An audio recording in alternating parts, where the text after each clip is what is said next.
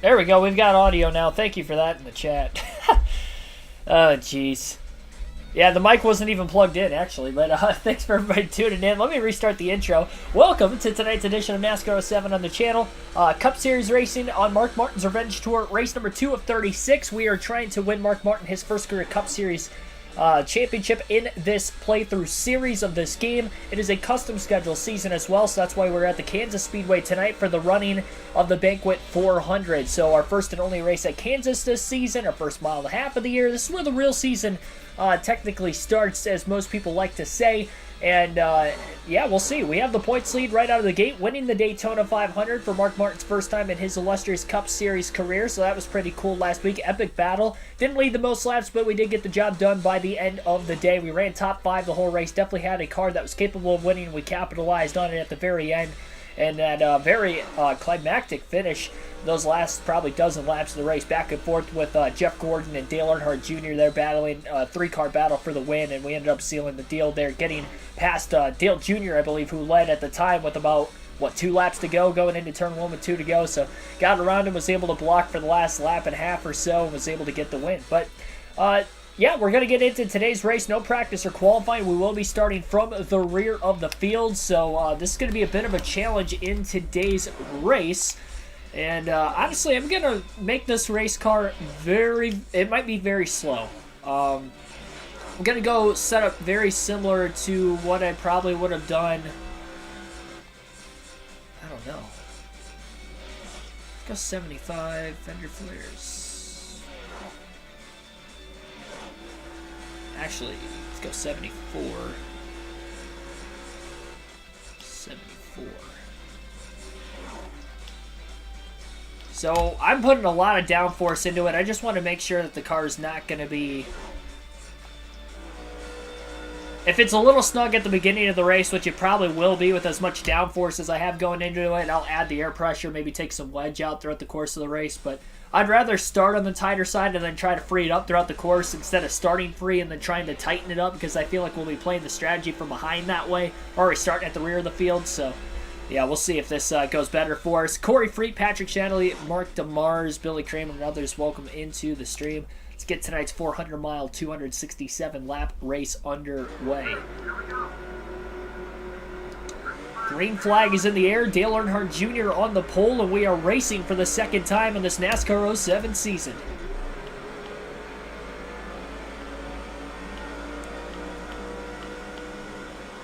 Much better launch off the start at Kansas than what I had at Daytona, I'll say that much. Really going to have to try to get a feel for this race car out, though, in the early going. Getting up to speed on the backstretch. Who will lead the opening lap? It's going to be the guy who finished third in the Daytona 500, and being Dale Jr.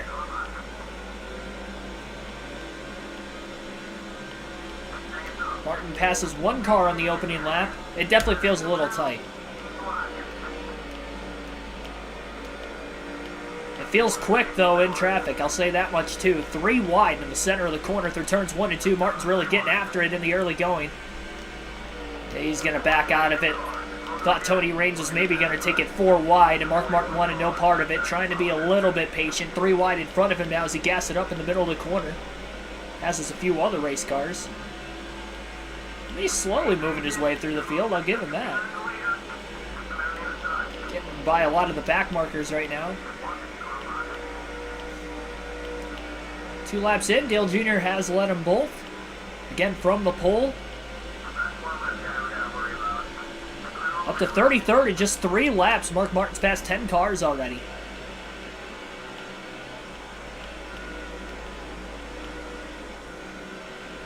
Brian Vickers to the lead as he leads lap 3. 5 bonus points for Vickers. I don't believe he led a lap in the Daytona 500. Rendile, welcome into the stream also. Oh boy, hit the apron. Car did not feel great there. I don't like how darty this game looks. Like, when you're in the center of the corner, it looks like the car moves around a lot. It's not, like, it feels good. It's very hard to keep the car steady in this game. It looks worse than what it is. But you can kind of see the AI doing that too, though. Not as drastically as me, but it's like the analog stick's just a lot touchier in this game than the prior NASCAR games. Martin trying to make that pass under Casey Kane. Kane makes a 3-wide pass of his own on Paul Menard and Dale Jarrett. And Martin follows him through.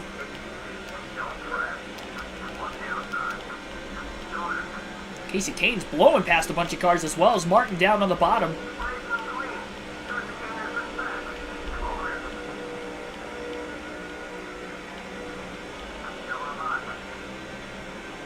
Mark really gets off the exit of the corners a lot better than everybody else around him, it appears.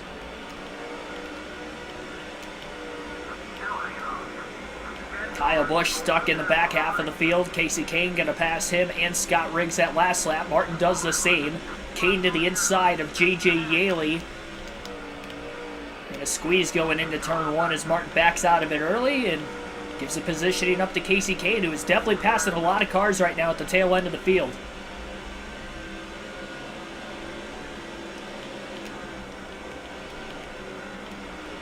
And 4 cautions in the season opener in the Daytona 500. Martin finally gets by Kane for 23rd. Honestly, I can't believe how quickly we're moving through the pack right now.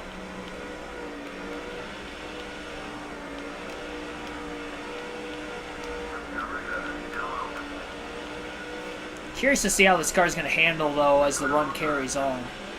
It's fast now, but is Martin going to be able to save his tires enough throughout the course of the run? It's going to be the next question.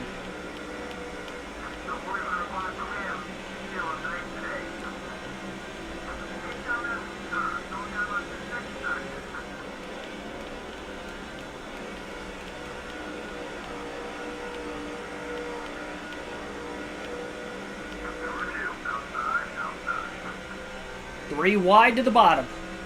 Mark not going to get pinched going into the corner by Robbie Gordon. Clip the apron just a little bit, slides up the track. Luckily he was clear of both Kurt Busch and Robbie Gordon for 21st. The Walmart car in the 101 right in front of us. Apron is very forgiving at Kansas. This is one of the few tracks that seem to be very forgiving of the mile-and-a-halfs. This in Chicagoland back in NASCAR 06, so luckily here at Kansas today seems a little bit forgiving as well. Vegas, you can actually run the apron. With it being the flatter Vegas. Contact to look like off of turn 4. A couple cars got together. Couldn't tell who exactly got together.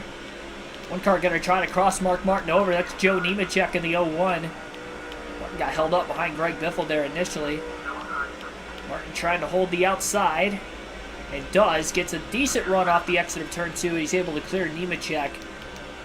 And Mark's going to have the clearance to get back down to the bottom. Elliott Sadler now to the race lead. So 3 different leaders in the first 11 laps. Sadler leads back to the line. I think it was Harvick, though, who did get into the wall. I'm not sure who he made contact with off turn 4 that caused that stack up that Martin passed about 3 or 4 cars off the exit of the corner a couple laps ago. But oh, boy. I mean, it gets a little loose, but oh, and Tony Stewart blowing a motor right in front of Mark Martin. Martin gets by him. Stewart trying to get down to the apron. And he is still riding it out on the racetrack. Now he goes down to the apron. And he missed the pit, so he's going to have to go one more lap. Problems for Tony Stewart, the second race of the season, as he has blown an engine, the defending series champion, out of the race.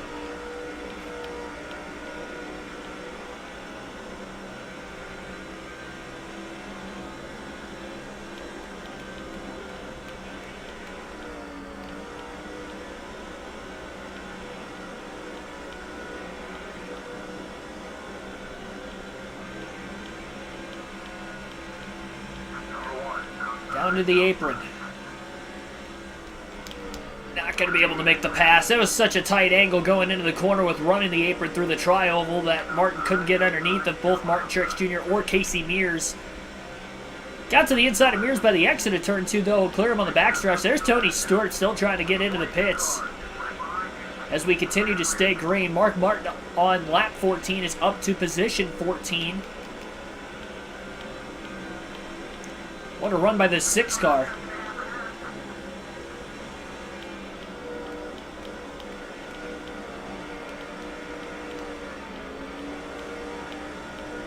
Weather Expert Gaming, thanks for tuning in.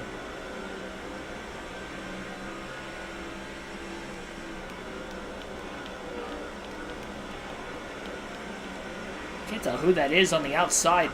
Truex slides up in front of him. It's the 187, is that what he said? I think that's what the spotter said. So the 187 car, one of the fantasy drivers in the top 15 right now. Mark will get by him. That will move Mark up to 13th place. It's like the 5th time I've clipped that apron already in 16 laps. I can't be doing that later in the run when the tires really start to fade.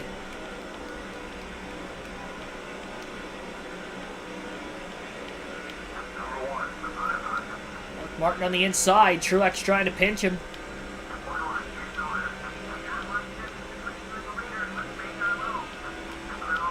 Was going as low as he could, trying to stay away from the 1 car, but he couldn't make the pass on him that time. Off of turn 2. Gets back underneath him. A little contact. Held Mark up and still can't keep up with Truex.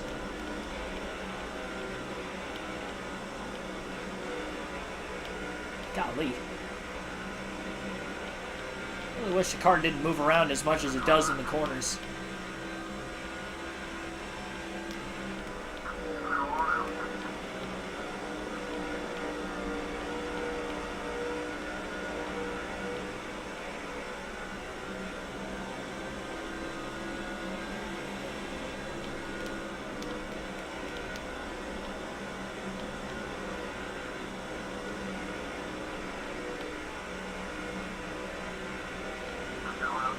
It's Will Place, thanks for tuning in.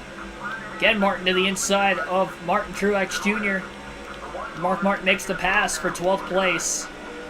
Got under him a few times before that, but couldn't actually complete the pass. Harvick to the inside of Greg Biffle. Jimmy Johnson thought about taking it 3 wide. Harvick blocks the 48, holds him up. Jimmy now going to get to the inside 3 wide. Harvick, Biffle up towards the outside lane. Johnson made the 3 wide pass. Martin got underneath the 29 and the 16 and clears them both by the start-finish line. Fastest lap for Mark in the early going of the race now, 31.056. Dive bomb underneath Jimmy Johnson going into turn 1, and Mark Martin is up to the 9th place position. Ryan Newman trying to pass 4-time series champion Jeff Gordon.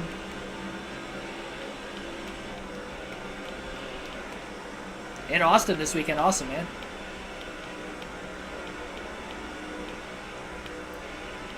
Have fun, for sure. I saw Ross Chastain did a watermelon drop from the top of the tower earlier today.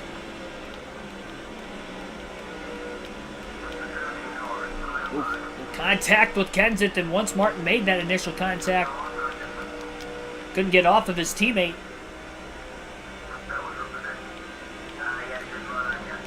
We'll keep Jimmy Johnson behind him. Single file line inside the top 7, it appears right now. Sadler's led the most laps in the early going. He took the lead at lap 11, so he has now led, I believe, 10 or 11 laps. Martin again to the inside of Matt Kensington to turn 1. Doesn't get too tight that time. He'll make the pass. So good run for Mark Martin, trying to get through the field up to where he's currently at in the running order.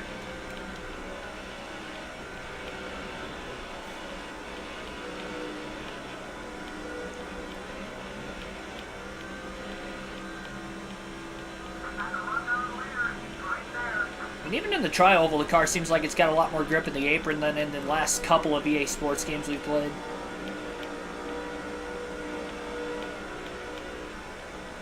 I feel like it did get loose there from time to time. We did start with a pretty tight setup.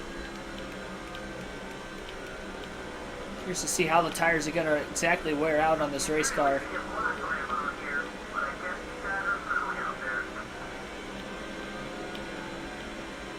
Another lap in the books. Dale Jr. back another spot after Gordon passed him. Mark Martin looking to do the same in turn 1. And he will complete the pass. Up to 7th place in 24 laps after starting last with no practice or qualifying for tonight's event. And Mark Martin has rocketed through the field, trying to win back-to-back races. Jeff Gordon, Ryan Newman side by side. Mark had a run off turn 4, went down to the tri-oval. Couldn't get close enough to really make the 3-wide move, though. Newman staying wide long enough. Mark just gets underneath him. Oh, clipped the apron, bobbled. Contact made and has to drop back in line behind the 12. And here comes Dale Jr. on the attack on the 6 down into turn 3.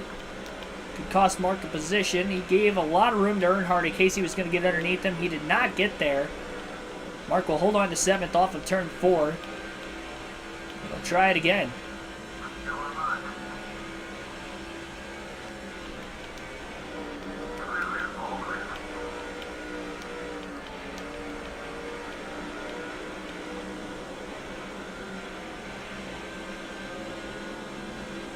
Rick, thanks for tuning in.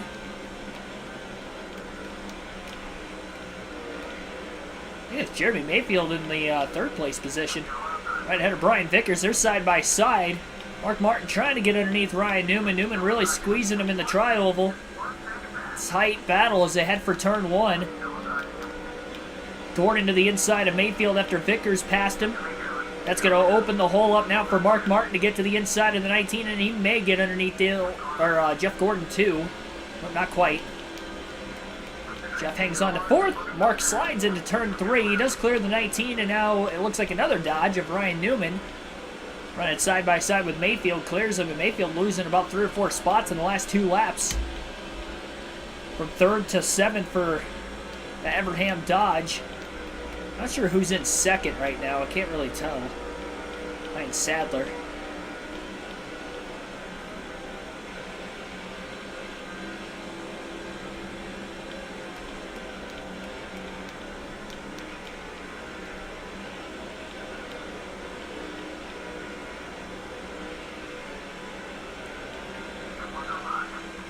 Another big run for Martin. Fastest lap, 31.035. He gets to the inside of Gordon with that dive bomb move in the front stretch. And completes the pass in turns 1 and 2 for 4th. What a drive for Mark right now.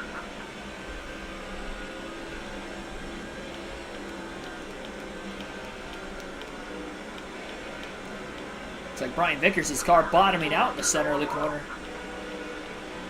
Same thing went for Joe Nemechek, who is in 2nd. Massive run, as close to the grass as possible in the front stretch to get to the inside of Vickers. It will work. Same thing he did to Jeff Gordon the lap before. He'll pass his teammate for 3rd. Slid up the track a little early, but cleared him luckily. And remains in 3rd place.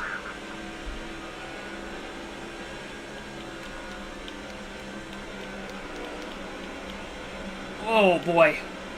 Martin got tight that time. Nemechek, Sadler side by side for the lead. Sadler almost bounced off the wall. Martin got a run off the high side. 3 wide for the lead in the tri-oval.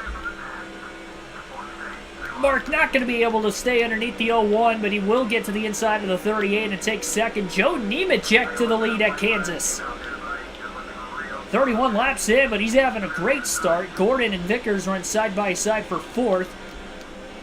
And as Mark has gotten to the front of the field, we will take our first field pass of the race today, and we will transfer back to Matt Kenseth on the 17 car next.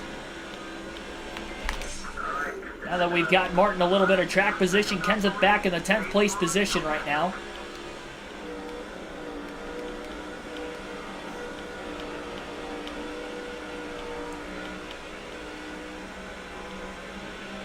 With Greg Biffle in 9th. I'm not sure where Jamie McMurray is. I think he qualified mid-pack, if I remember correctly. And Mark Martin, by the way, has just taken the race lead away from Joe Nemechek. 5 bonus points now for Martin as he leads for the first time today.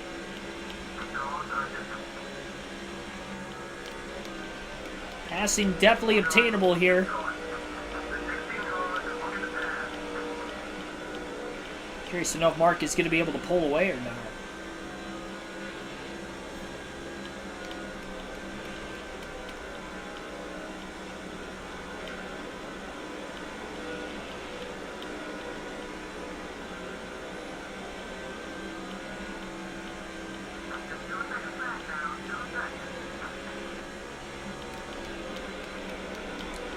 Now Kenseth closing in on Dale Earnhardt Jr. A little too close off of turn 2. Bump draft on the back straightaway. That'll push Earnhardt clear of Mayfield.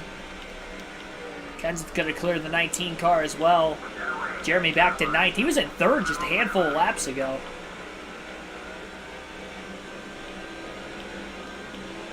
Really dropped back.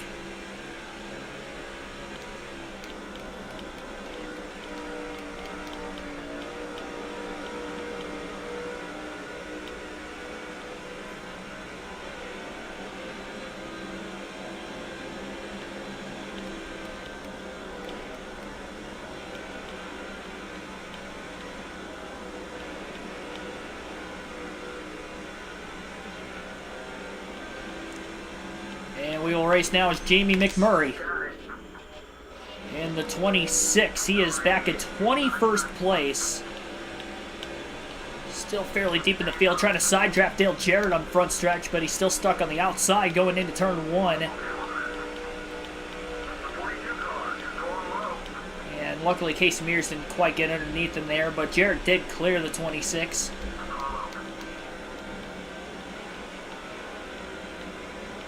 Running, should say McMurray running off the bottom, more in the middle that time. Jarrett got to the inside of the 43, held him up off the exit of turn 4. McMurray side drafts Jarrett again on the front stretch as he got to the outside, but now Bobby Labonte's in the way. Completely checked up the outside that time. Labonte almost in the wall. McMurray made slight contact with Jarrett as well on the backstretch. Kind of a dicey situation. Labonte going up the track there.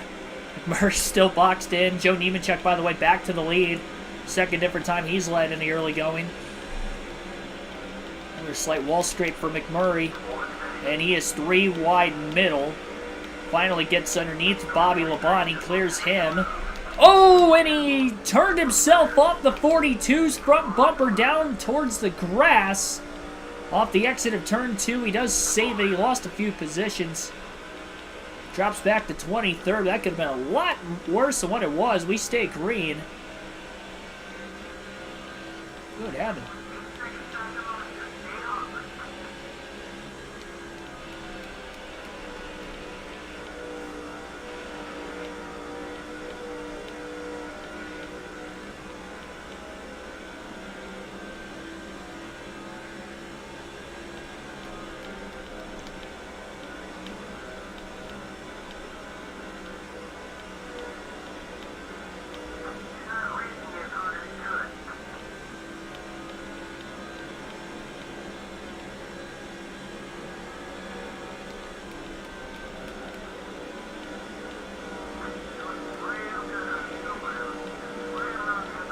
We'll go to Greg Biffle next lap at the start-finish line as well.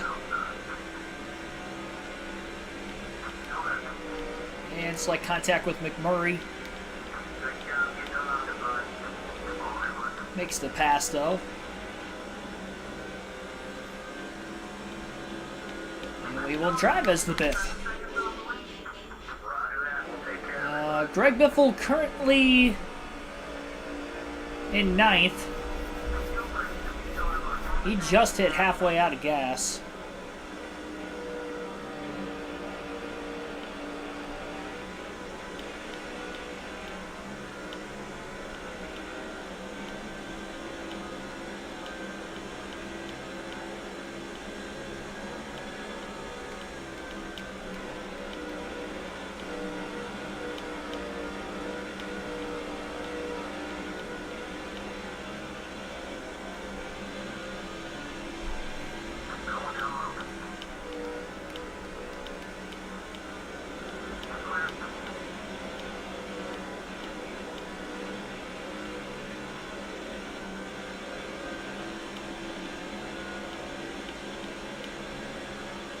Has a run to the outside of Kenseth going into turn 1. I don't know if that's going to work. Oh boy, almost turned him. That would have been dangerous. That is not what I was trying to do. Kenseth held on to it somehow.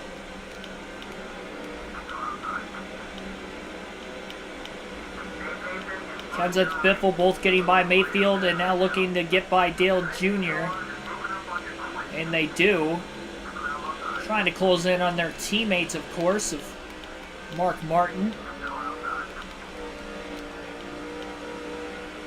Slight contact between Biffle and Kenseth again.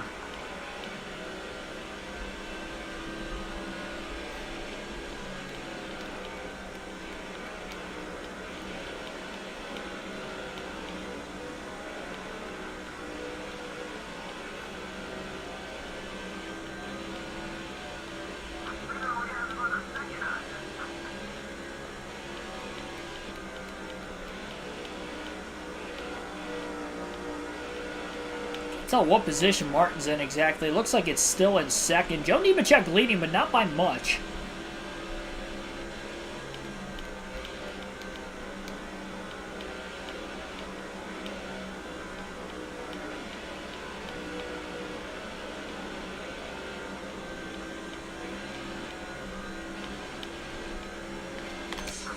And no, wow, Mark Martin's fallen way back. How did he fall to 13th already? 5 seconds off the lead. I don't know what happened to Mark Martin.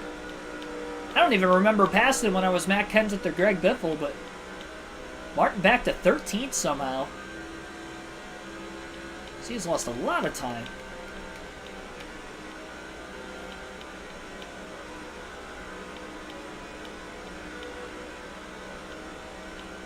Wonder if his tires have faded over the course of the run, passing as many cars as he did early. He was able to lead about 2 laps before Nemechek got back to the lead. It's not like Nemechek's really pulling away from anybody else either.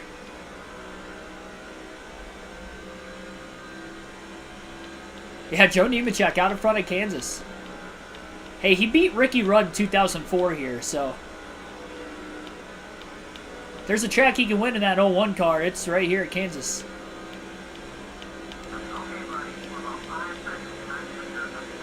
I believe it was a 2004 race. You'd have to correct me if I'm wrong on that. You're going to alternate through the different camera angles for the first time in the race today. 187 right in front of Mark Martin now. Martin scrapes the wall. Getting into the corner.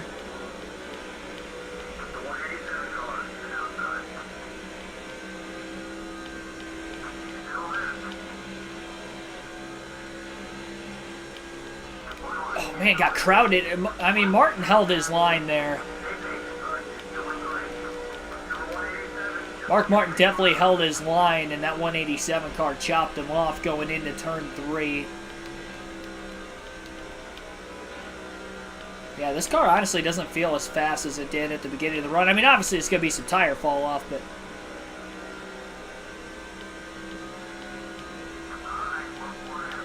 October 2004. Yeah, I thought it was 2004. Lap 50 in this race. Mark's led 2 laps. I'm on the apron. I mean, the grip level's still here. It's tighter, but it's... Oh, gosh. I think it's just this camera angle I'm diving into the corners too early with. Wasn't that bad before. Dang, I'm even doing it in the trial, but what am I doing?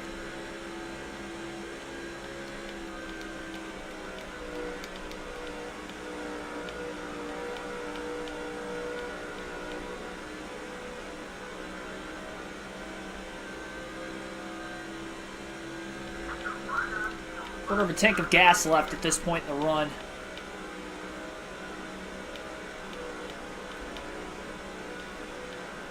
Going to attempt to free this car up a little bit when we do make that pit stop. Be the first stop of the day.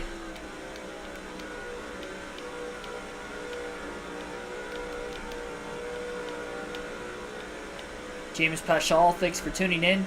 Sorry, it's probably Pascal, isn't it? Yeah, that was a good finish back at Kansas that year. Photo finish, in fact.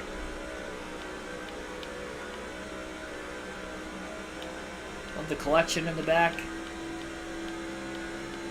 400 cars, wow. Yeah, we need a lot more cases where I that came from. I don't even have enough wall space for that many.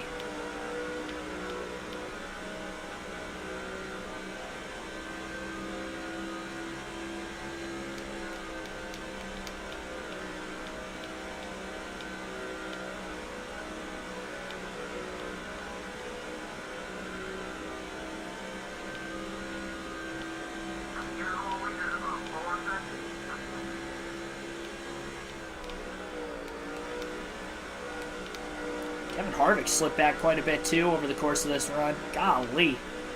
Why is this camera angle the hardest one to drive in? For me, personally. I mean, it might be different for anybody else. It's only on this game. It's like the car turns... Feels like I'm turning way too early going into the corner.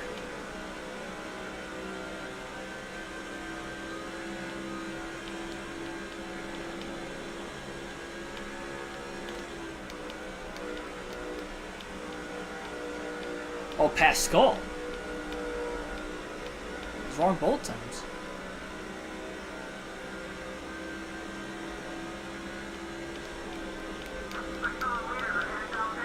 And we've got some green flag pit stops starting up. Lap 55, Jimmy Johnson is in. Greg Biffle is in.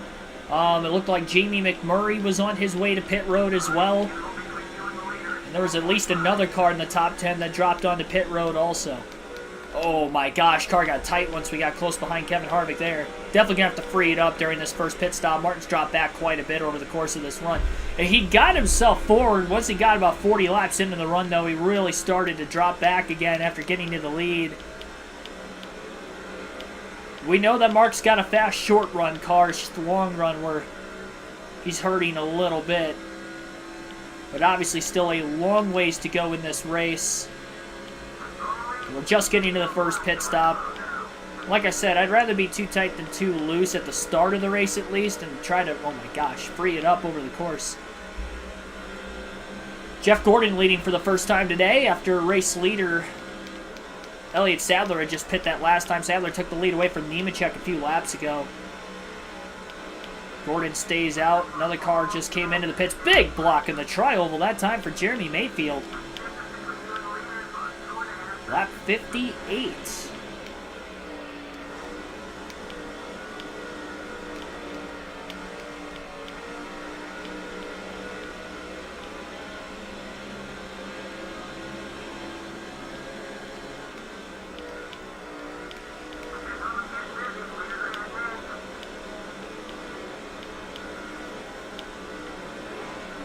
Matt Kenseth's going to lead his first lap.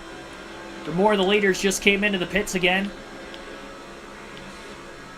A wall scrape there for Mark. Mark Martin staying out as long as he can, just in case we catch a caution. That's a big thing for him. Gets to the inside of Jeremy Mayfield. We'll move him up to third.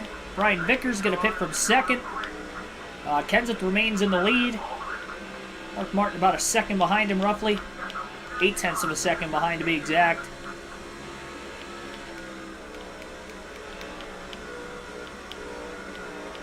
Yes, the fuel is flashing at me. I'm aware.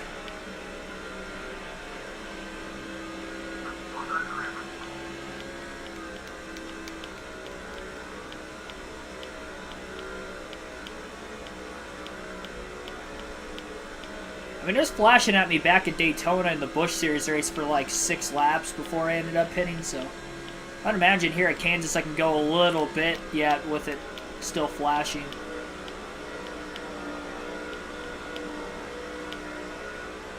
And some other cars still out on the track. Mark Martin's reeled in his teammate Matt Kenseth over the course of the run. It looks like Kenseth will pit this time. And as he pits, Mark Martin will retake the race lead for the second time today.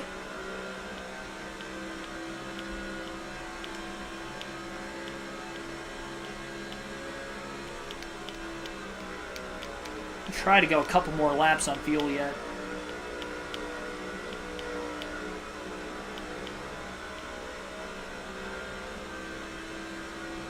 Making it 4 stops. It'd be nice if I could make it in 3.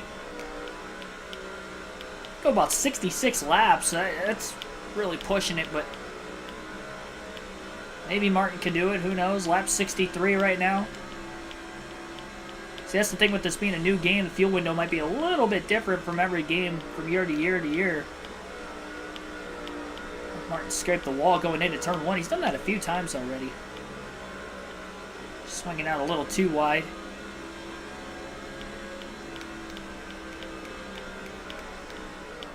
Ah, yay.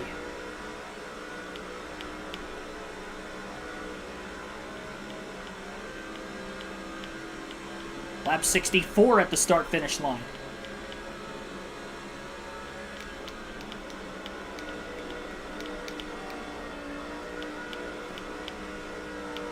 My car's all over the place right now. It felt like that earlier, but it's even worse now. Still gonna free it up. That's the plan. Free it up and we'll go from there. Stay out one more lap. We're gonna go to lap 65. Martin getting some extra laps led here. Maybe we catch a caution. He's got a lap lead on the field. That would be huge if he can catch a yellow right now.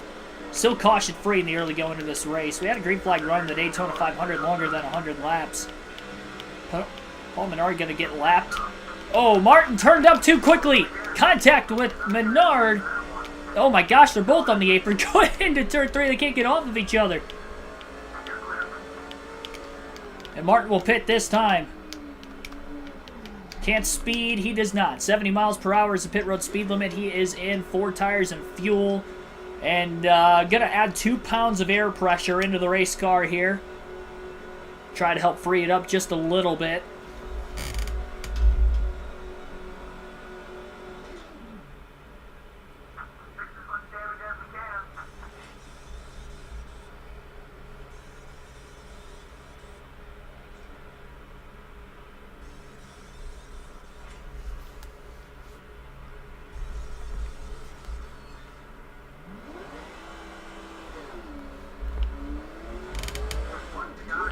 So Elliott Sadler will cycle back to the lead. Mark Martin stayed out as long as he did. Probably not going to be in 13th anymore. Have to imagine. Actually, he might be. 13th. Yeah, 13th. So Mark Martin was in 13th when the green flag pit stop started. He'll be in 13th again. So he hasn't really lost any time, all things considered here. And he definitely went further on fuel than anybody else. 65 laps on a full tank.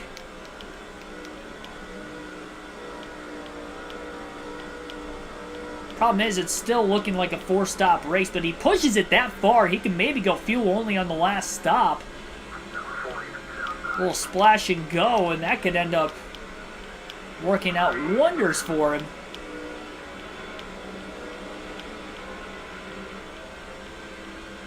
Gets by David Stremme in the 40, having a much better run than what he had at Daytona in the 500. Unless he was a lap. Actually, I think he was a lap down. I'm still 13th. Never mind. He is having a similarly bad run. Really low off turn 2. Quite able to stay low and make that pass. Middle of the corner through 3 and 4. All clear.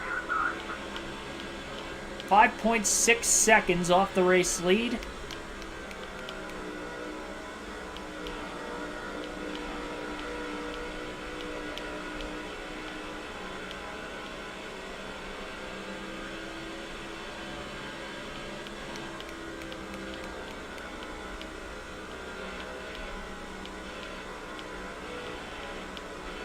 Yeah, 4-stop race, 7 laps short.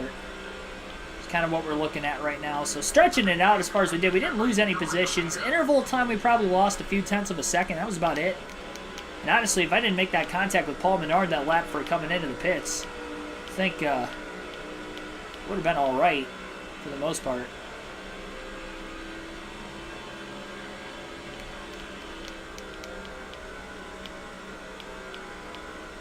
We still don't know how the cautions are going to play out today, obviously, as well.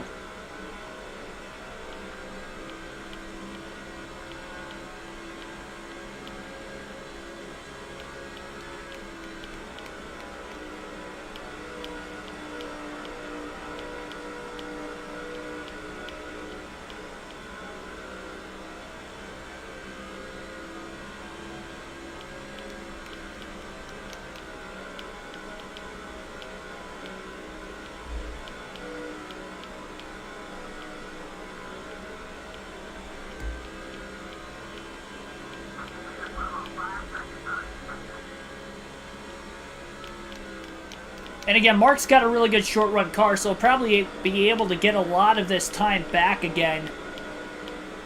But as we get deeper and deeper into the run, he'll probably end up losing time once we get about 40 plus laps in. It depends though too, because again, they did make an air pressure adjustment on this 6 car. Added 2 pounds all the way around, trying to help free it up just a little bit more. Short run looking good so far. As he gets by Reed Sorensen for 12. Now Sorensen definitely having a better run. His teammate David Stremme on the other hand, not so much, but Reed looking pretty solid.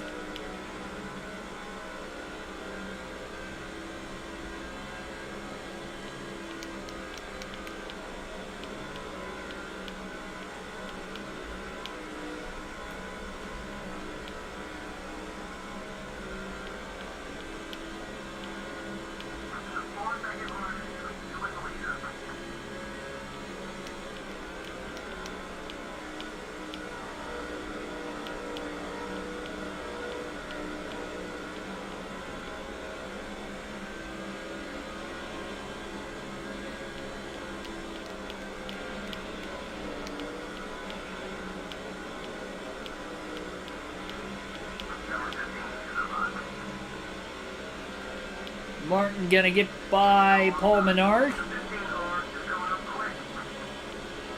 Pass made.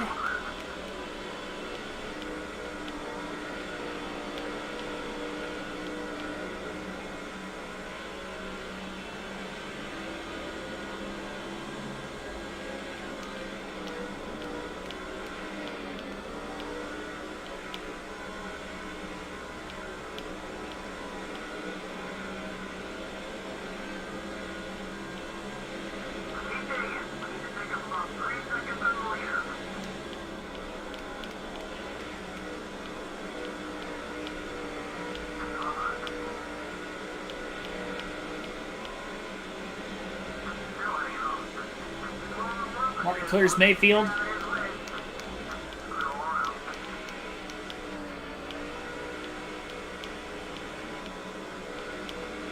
Yeah, Sadler leading. He's definitely led the most laps in the early going. Nemechek probably the second most. Good start to the season for Fords with already Mark Martin winning the Daytona 500.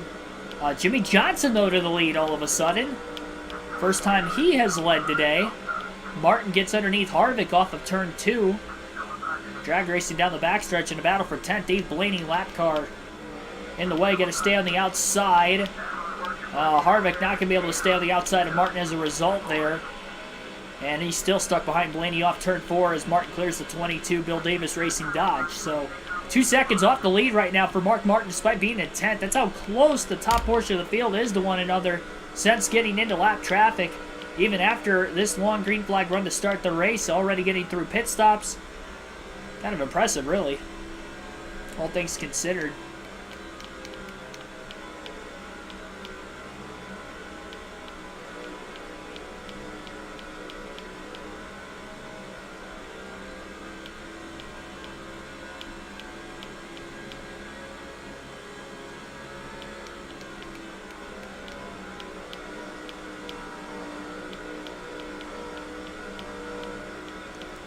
I think Joe Nemechek is actually in 8th place right in front of Jeff Gordon, so he's lost a lot of time on the track. I wonder if maybe he went the wrong way on an adjustment during that first stop, or he lost that time during green flag pit stops. That could be possible as well. That's a tough thing about these smaller teams. Even when they have, good starts to the race, really hard for them as an organization, as a team to put a full race together, especially on a mile and a half.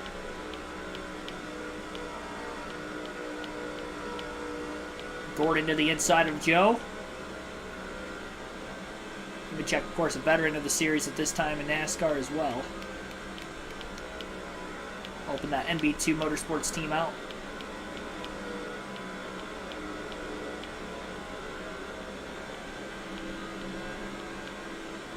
Quite a few different leaders, though, in this race, especially during green flag pit stops. Saw some drivers lead, like Matt Kenseth, Jeff Gordon, Mark Martin, Jimmy Johnson leading now. Joe Nemechek, Elliott Sadler have led. Dale Jr. led the start of the race, so I think we're at 7 different drivers who have led a lap already in today's race. Little 3-wide action off turn 4, just up ahead. Lap car to the outside. Able to get by down to the bottom pretty cleanly for the most part.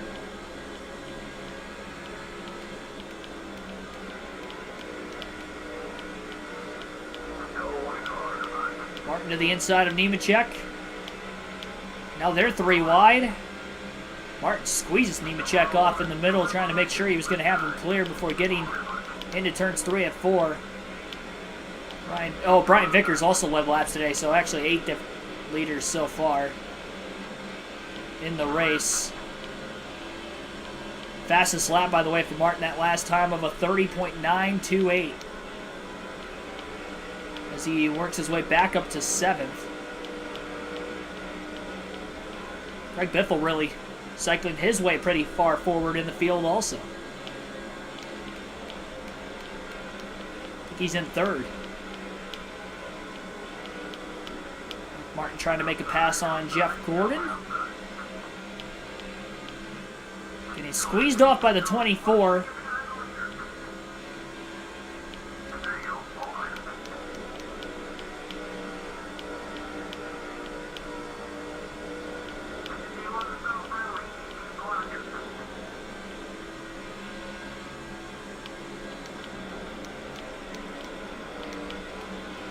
Gordon to the inside of Dale Earnhardt Jr. Martin in the wall. Slowing him up off of turn 4. Gordon making the pass on the 8. Big block in the tri-oval by the 24. And even after that wall scrape off turn 4, Martin able to get to the inside of the 8 after Jeff Gordon had really crowded him. Number 6 is up to P6.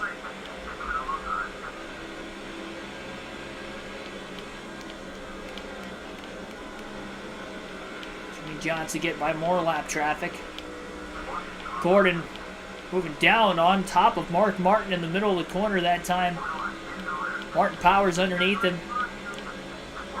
And the pass is made. That costed Gordon more than it did Mark Martin. One of the fantasy drivers lapped down on the outside. Martin underneath his teammate Greg Biffle, nearly making contact. Mark Martin now 3 wide for 3rd, and he is way too low in the middle of the corner. Just couldn't hold his line. And Jeff Gordon going to get by on the outside of the 6. Martin was just trying to keep it off of everybody there, and he ended up slowing himself up a little too much.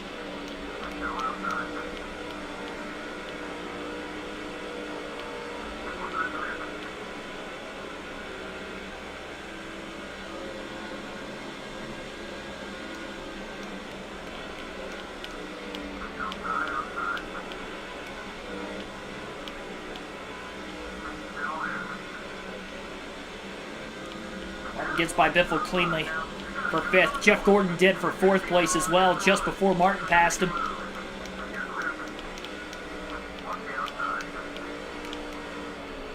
Chevy Ford Dodge at the front of the field, followed by another Chevy, 2 Fords, another Chevy. Actually, I think 8th through 10th are all Chevrolets. I think Harvick and Nemechek back there for position. Martin up to 4th as he gets by Gordon, trying to block both Gordon and Biffle through the tri-oval.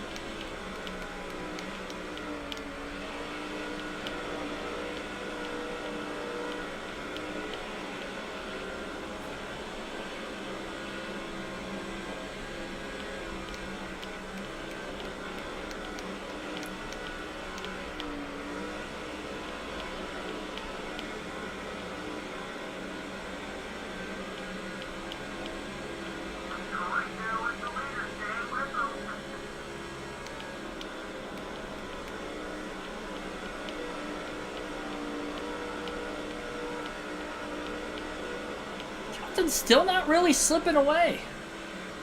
Nobody has really been able to slip away in this race. That's why we've had as many different leaders and as many lead changes with it. Mark Martin sails around both Elliott Sadler and Ryan Newman through turns 3 and 4, and Mark Martin back up to 2nd place again. Remember, Jimmy Johnson led quite a few laps in the Daytona 500 as well. He led the 3rd most 58 laps led behind Mark Martin, 62, and Jeff Gordon, 63.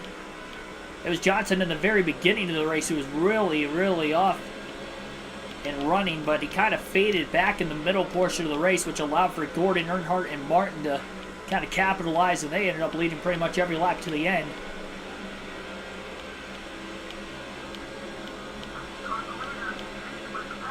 Mark Martin going for the lead into turn 1 underneath Jimmy Johnson. And he's got it. Off of turn 2. Easy pass there. And Ryan Newman going for second on Jimmy Johnson. He had a pretty big run behind Mark Martin. Over the course of this run, Mark is going to get to the lead. Newman to second as he clears the 48 off turn 4. And Mark Martin with his third different lead change for himself, taking the lead today now. Johnson trying to go back to second place. We will alternate through the different camera angles again. Or not the different camera angles, but the different drivers in the lineup again here. Not sure how long Mark Martin can sustain the lead this time. When he took the lead during the first run before green flag pit stops, he was only able to lead for like 2 laps. Dropped all the way back to 13th before green flag pit stop, so hopefully he can hang on here. We'll go to Jamie McMurray first. He had a 12th place finish in the Daytona 500. A little bit ahead of where he was earlier in the race. He's currently 19th. But he is the only Roush Fenway Ford not in the top 10 of the 4. And he was the only one not to finish there in the 500 as well. Again, got up to 12, led some laps actually during that race, so he had a fast car. Didn't quite keep up, though, into the later going and through those late race restarts, as we had a few of them, of course.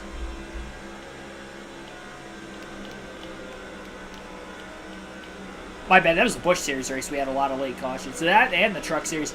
Cautions in the Cup race, they all came out in the first, like, 60 laps, 3 of the 4. We had one more with about, what, 35 laps to go or so, and that's kind of it. McMurray to the inside of Bobby Labonte. Makes a clean pass for 18th.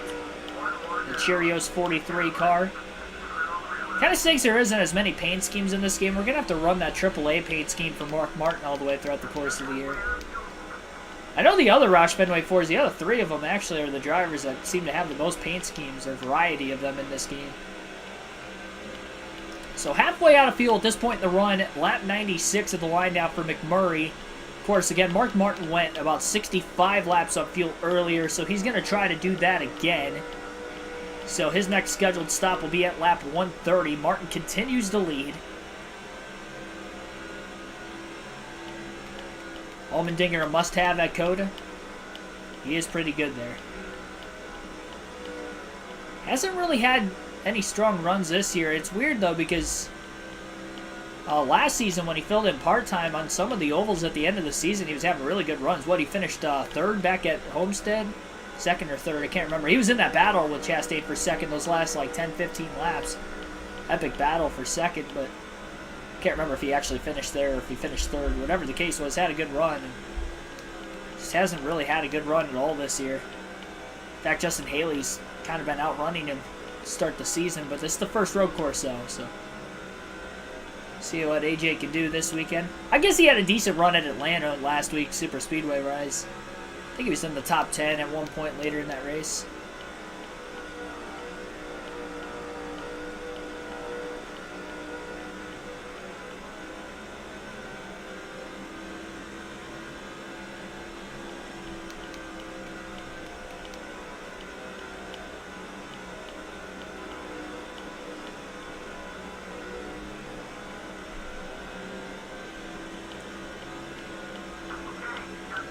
Martin's car's still holding up this point in the run. We'll go to Kenseth in the 17.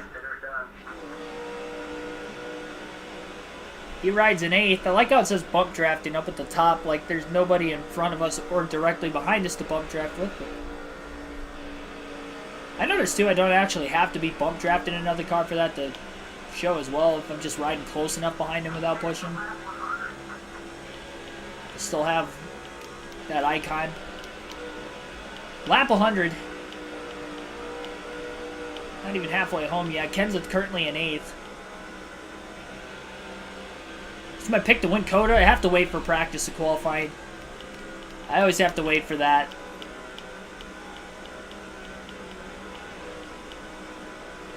I think they had a full practice session earlier, and Tyler Reddick was fastest, if I remember correctly.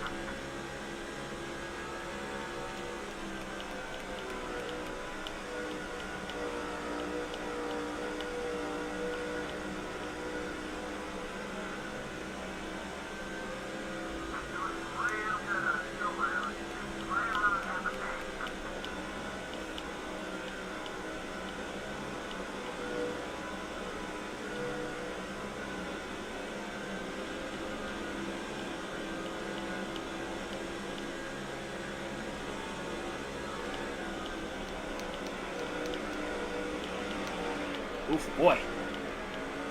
Got really slow all of a sudden. Robbie Gordon and one of the fantasy drivers battling for position, a lap down, side by side, right in front of Matt Kenseth. Kenseth had nowhere to go there. To make the pace, can't talk, make the pass on him eventually at least.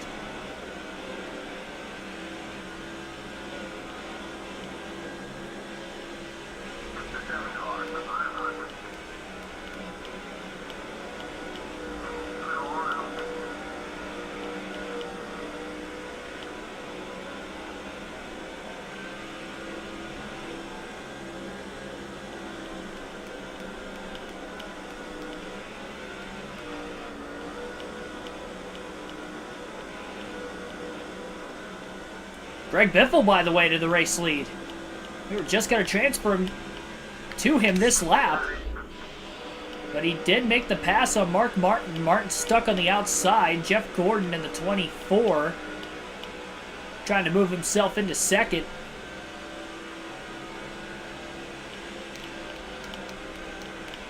Nine different leader with Biffle leading for the first time here this afternoon. The junior qualified on the pole, kind of dropped back during the end of that first run, is now closing right back up again on the leaders.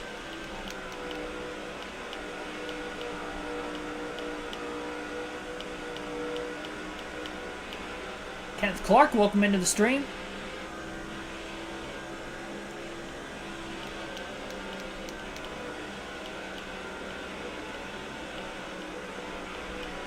Doing all right. Hopefully you are too.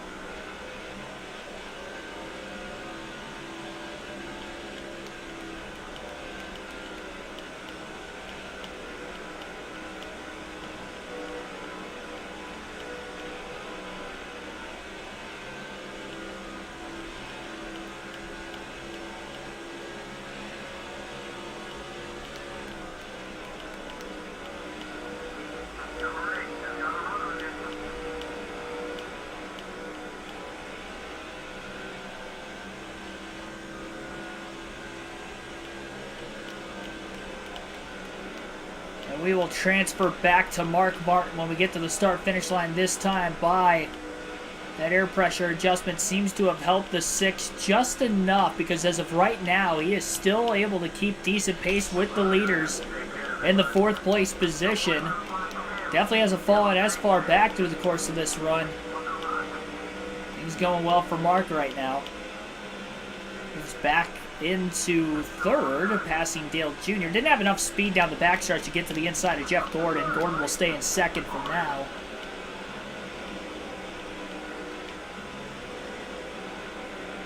And Gordon potentially going for the lead. He's got a run on Greg Biffle. Oh, he got a little loose up the track. They make contact. And Martin's going to take it 3 wide to the lead down on the bottom. He is not clear. Now he is. Barely. 3 wide for 2nd behind him.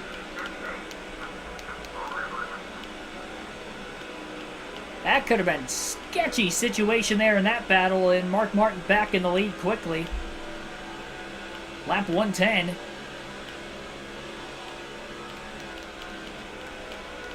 Like a mini pack race here. We've had is there like 5 or 6 cars right now under a blanket for the lead? We haven't even had a caution yet.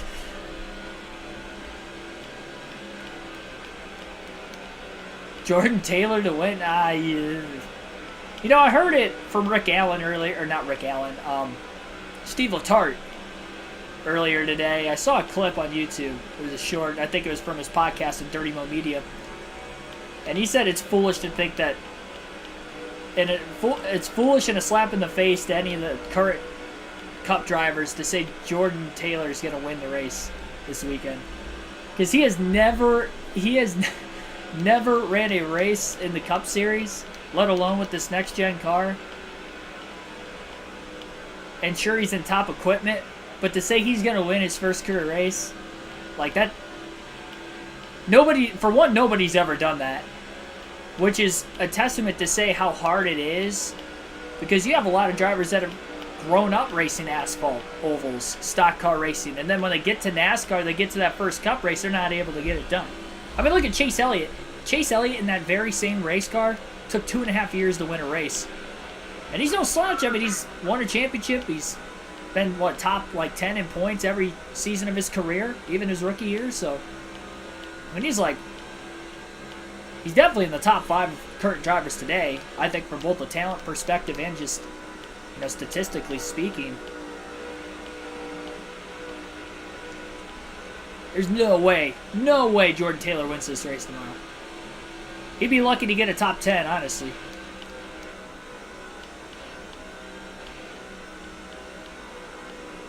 I mean, just for instance, too, Josh Berry's first race, that 9 car a couple weeks ago, he was running 15th to 20th the whole race. He's a traditional short track racer, been, growing up, racing asphalt, pretty much ovals his whole life, short track.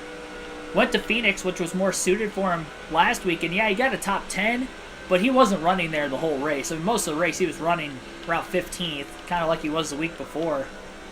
I'd say he was running a bit better, because the week, I was maybe cutting him a little too much slack. The Vegas race, he was about 20th. Phoenix, he was running about 15th the whole race, and then ended up with I think he ended up with a top 10 at the very end.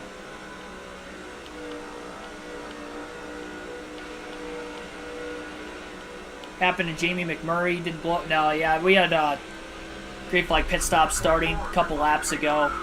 Saw some of the leaders pit. Mark Martin, not even down to a quarter tank of gas left at this point in the run. He seems to be pacing very, very well on fuel.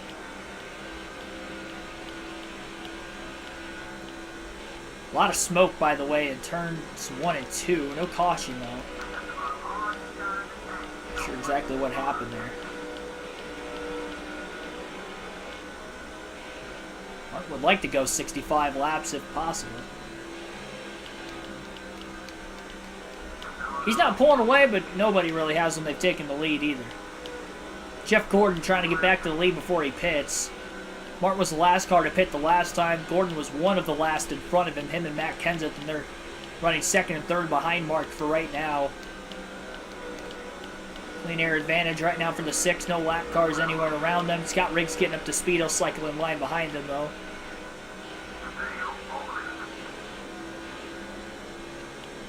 And Martin at least not making a mistake at the front. And Jeff Gordon coming in. Greg Biffle was down on the apron as well. I think he might have blown a motor, though, being on the apron where he was out on the track. I think Greg Biffle might be done. Because I thought he pitted already. So problems for Greg Biffle after making a green flag pit stop just a few laps later. May have blown an engine. First Roush car to have a mechanical issue today. Tony Stewart blew an engine very, very early in this race as well. Those are the only 2 drivers that we know of that are out of the race.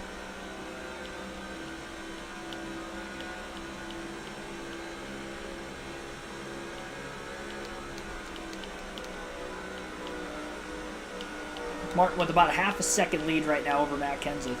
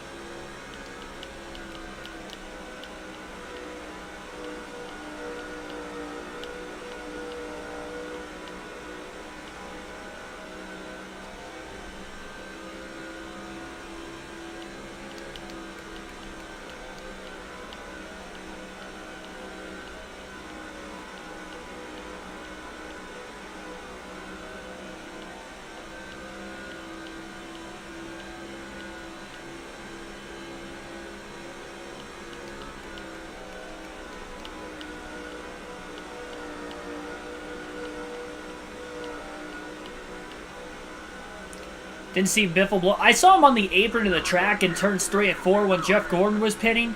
And I noticed he had already pitted before that. So that's why I was thinking, I was like, wait, he can't be pitting again because he just pitted a couple laps ago. And the red X has been on him ever since. That was that lap, what, like 117, 118? So yeah, he's definitely toast. He has blown that engine. Biffle's day is done after finishing in the top 10 of the Daytona 500. I think he finished 6th. Fortunately, he's going to end up with a much worse finish in the second race of the year. This is a season-long points format as well. Pretty low on fuel right now for Mark Martin. Again, the plan is going to be to stretch it to lap 130. He went 65 laps on the first run, so he should be able to go 65 again. Got a 10.7 second lead, but not every car has hit pit road yet, and most of them have. Martin lost a little bit of time staying out as long as he did the last time around. This is going to help him try to get more laps led, though, which ultimately would be pretty nice. He can lead the most laps. Good thing Biffle at least was able to lead laps before blowing an engine today.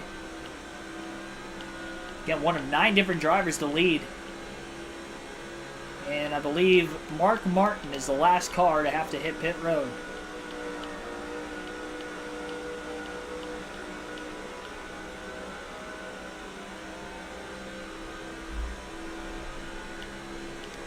He has lapped the field.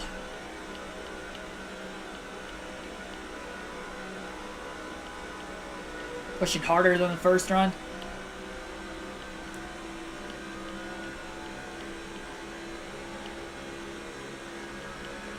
Our pace has definitely been up more this run. But I think a lot of that was just because of that adjustment we made with the air pressure. It's amazing that 2 pounds of air pressure, how much that really was able to keep us up on the longer run versus before.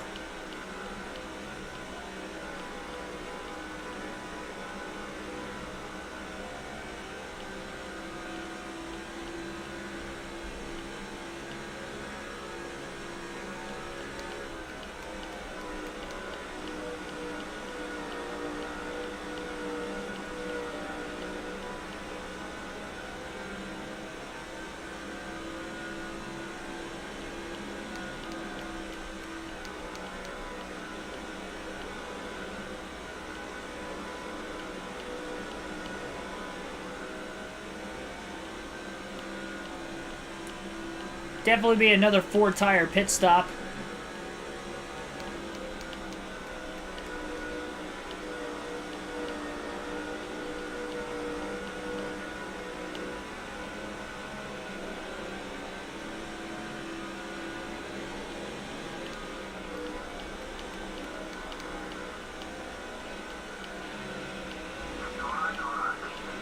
Martin to the inside of Dave Blaney.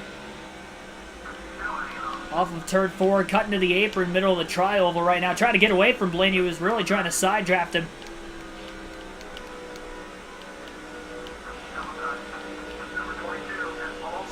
Dangerously close to that right rear corner panel.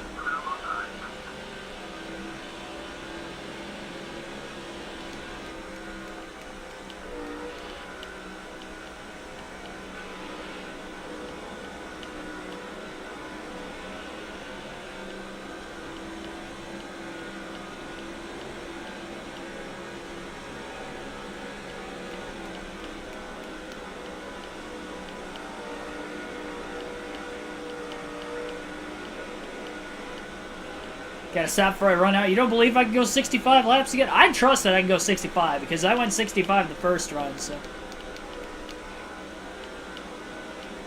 I'm not pushing it a lap beyond that. I'll tell you that much. Martin on the inside of the 101. Backing out early going into turn 1. Didn't go to the apron in the tri-oval that time. Probably should have, but it's alright. Mark will end up pitting this time by anyway.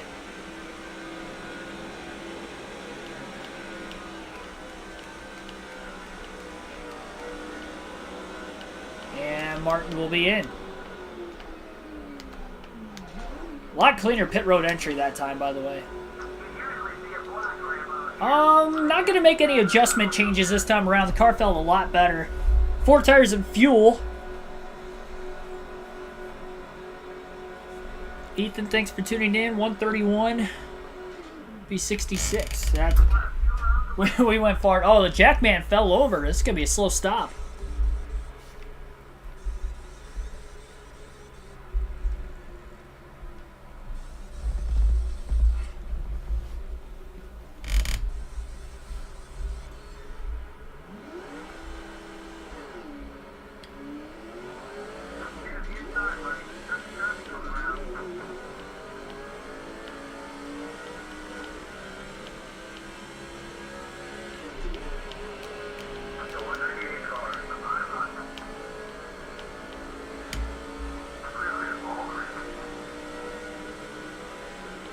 Martin lost a lot more time. That was a slow pit stop as well, staying out longer than the rest of the field here. So he's back to 7th place. Jimmy Johnson has cycled to the race lead after green flag pit stops, but still in the top 10 for Mark. 6.4 seconds off the lead as he crossed the stripe that last time, and will be halfway home in 2 laps.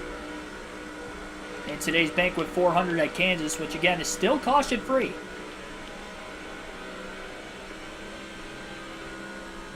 Three drivers out of the race with an engine failure. Tony Stewart, Greg Biffle, and another driver that we are unaware of exactly. But I'm noticing 3 cars on pit road currently. That will be done for the day. About a 10th quicker than race leader Jimmy Johnson. That last lap for Mark Martin will alternate through the different camera angles for the final time in today's race now. And again, we will be exactly halfway through this race at the start-finish line this time by.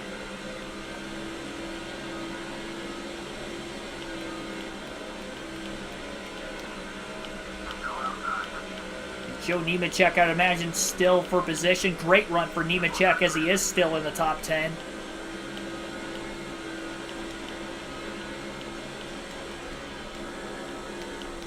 Martin just ran his fastest lap, by the way, at 30.8.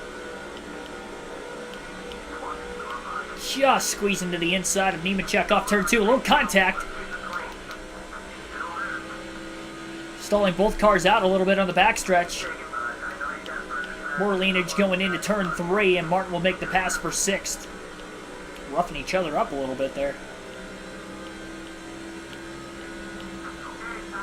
So Martin's car is definitely capable to get the win today. Jimmy Johnson looking stronger and stronger and stronger, though, throughout the course of this one. Martin's pit crew did not help him there. Probably would have lost the lead, but definitely would have been 6.5 seconds back. Probably would have been like 3.5 back. That was a slow pit stop. Jackman falling over. He's got 2 left feet. That was the explanation on that slow stop there. Can you imagine, like, Matt Yoakum down on pit road talking to Mark Martin's crew chief at this time? I can't remember exactly who it was, so I apologize for that, but...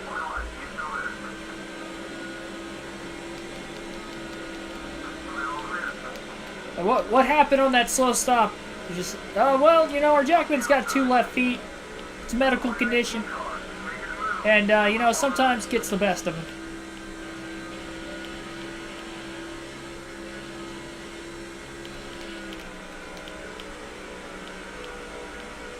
Thought about giving him a right foot for Christmas last year, but, you know, he denied. He said that he'd been like this his whole life, so, you know, he didn't want to change it. Change it now. In his mid-30s. So that is what it is.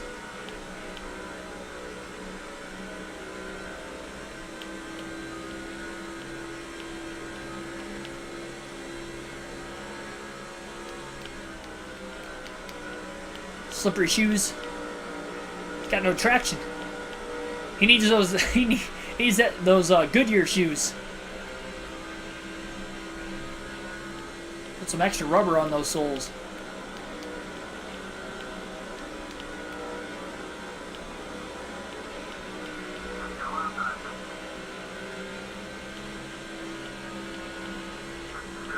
.7 seconds off the lead now for Martin as he is in 5th. Past Elliott Sadler for that 5th spot about a lap and a half ago. We got Jimmy Johnson out in front, feeling concerned, going longer than 60.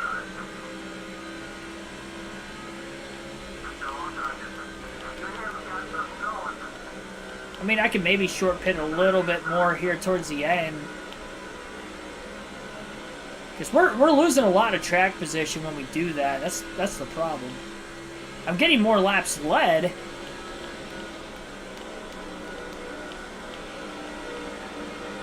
But in return, losing a lot of track position. Now, we've been able to overcome this once at least, and then obviously starting at the back, so technically twice. And we have a caution. This will change a lot of things here. Caution flag is out. And that is the first yellow of the race at lap 140. Dale Earnhardt Jr. having a problem. It looks like debris bringing out the first yellow. Not a phantom debris either, but a debris caution. Dale Jr., not sure where he got that damage from, but a lot of damage on the hood of his car. It looked like the lap car behind him ran it over. He was behind us. I think he was still in the top 10. I could be wrong on that, but caution flag is out. Mark Martin will hit pit road here. We'll see if anybody else comes down as well. Nobody. Wow, okay, so yeah, Mark's going to lose a lot of track position. 4 tires and fuel here. Again, no adjustments for Mark on pit road. It'll be the 3rd stop of the day. No tire limits in this Cup Series race today. But not sure how many cars were lapped down. I would imagine going over half the race. Got quite a few lapped down. We'll see for sure on the restart because Martin's going to be the last of them.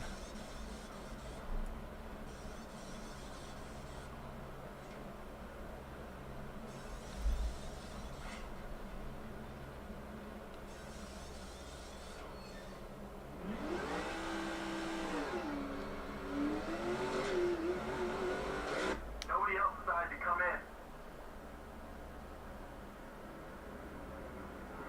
Jimmy Johnson will regain, well actually he was in the lead when the caution came out because Mark Martin was only up to 5th. Green flag back in the air though. Johnson leads the field to the green. 23rd place is where Martin restarts the 101 car, got the free pass. And Mark Martin kind of spun the tires on the restart that time. He took off well initially earlier in the race. But not on this restart this time, single file. Lost the position of that free pass car, but he's got the freshest tires in the field, and he's really looking to take control. And honestly, pitting when he did, I think he can make it on just one more stop. If he goes 65 laps, that's the main reason why Mark Martin pitted. And because he was the only one on pit road, well, I was probably going to take tires anyway, but might as well when you're the only car in the pits. A lot of 2x2 racing.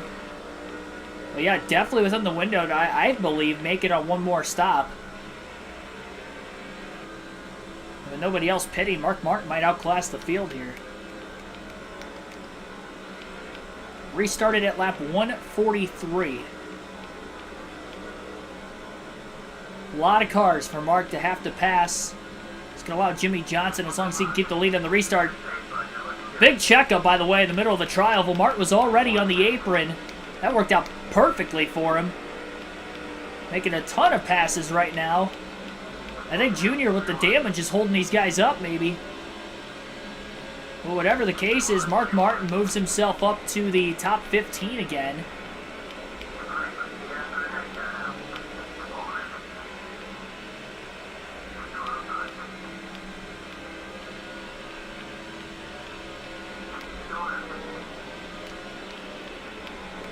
Casey Kane pulling down right in front of Mark. Mark up the hill a little bit. Almost gets into Jeff Green. Lifted to make sure he wasn't going to make contact with the 66.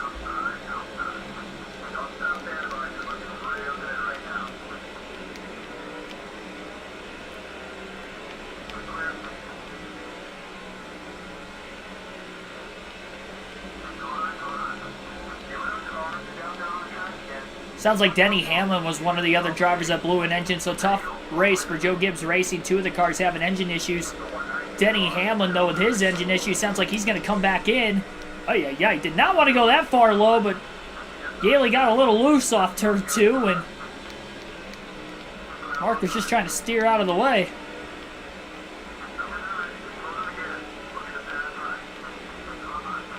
Gets by Harvick for 11th. I don't even know if Yaley's on the lead lap or not. He got loose. He held on to it, though.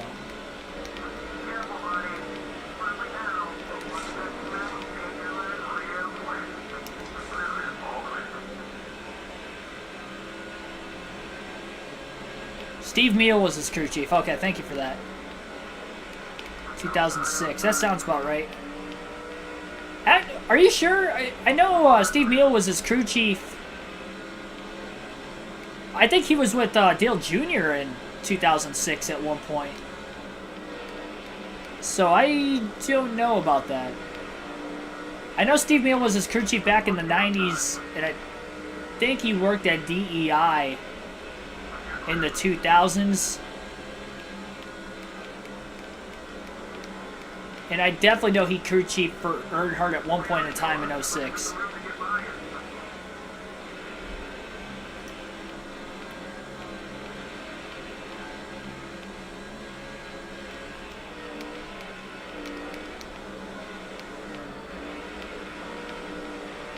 My car feels more free now than it did during the last run. Wobbling around a lot more. Gordon 3 wide under Sadler and Kurt Busch.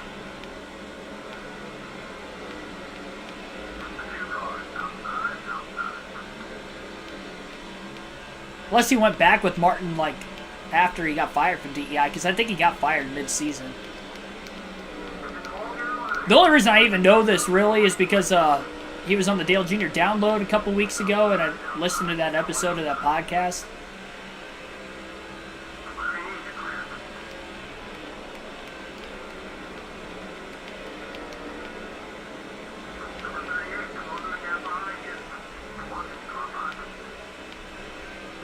Contact with J.J. Yaley. More contact with him.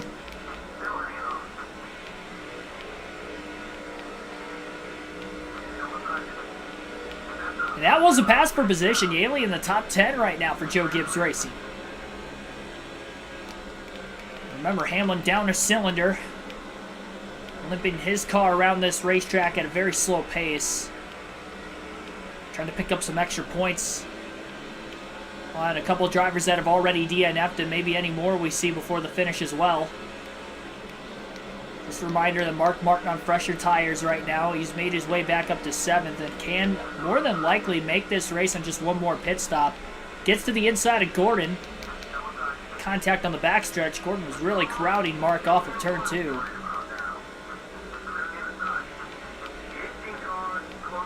Make it to the end of the race off. Oh, one stop. Yeah, we'll have to pit one more time. I think everybody else is going to have to pit twice still because they didn't. Obviously, they're going to have to pit twice because they did not pit during that caution. Martin was the only one into the pits from the Dale Jr. debris. Still don't know where he got that damage from. But leaders are closing in on Hamlin on the back straightaway. They are slowing up big time going into turns 3 and 4. And here comes Mark Martin. Johnson lost the lead. Nemechek's out in front. Jimmy got held up behind the 11 car and loses 4 spots, falling from 1st to 5th in about a half a lap. Nemechek for the 3rd different time leading here today. Johnson trying to get this track position back. Martin gets slapped by Jeremy Mayfield. That was a big block on a car that was not clear. Johnson tried to get around Martin on the outside quickly. Couldn't do it, and now Kenseth passes him, and Johnson is back to 6th. Big run in the tri-oval for Martin. Gets to the inside of the 19. He's got him contact with Ryan Newman in the 12, and he's up to 2nd. What a drive for Mark Martin, but again, he does have fresher tires, so despite restarting 23rd, should have known he was probably going to be able to get through the field. Now that he's got a decent amount of track position, curious to know if he just kind of waits it out, maybe? I don't know. We'll contact Nemechek, led that lap. Mark Martin is clear into turns 1 and 2. And Kenseth up to 2nd, following his teammate as he clears Nemechek off the exit of the corner also.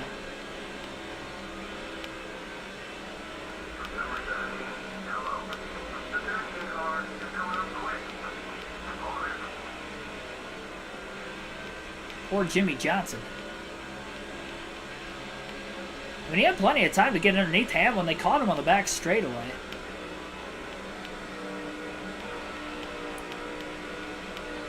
Nemechek trying to take his spot back again.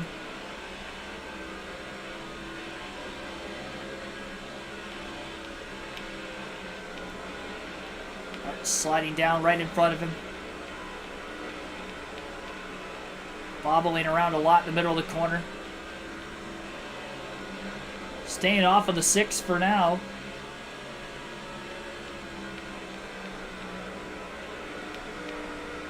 It's going to be tough to get back around him. Nobody's been able to pull away today, and even with the fresher tires for Mark Martin, he's still not really able to get away. Matt Kenseth going to drive side by side with Nemechek off of turn 2 down the back and into 3. Still holds the bottom. Johnson back up to 4th. Might be able to get underneath Nemechek as well after Kenseth passed him. Roush Fenway Racing 1-2 at the front of the field. And how about J.J. Yaley up to 5th in the 18 car? So he's right behind the 48 for position.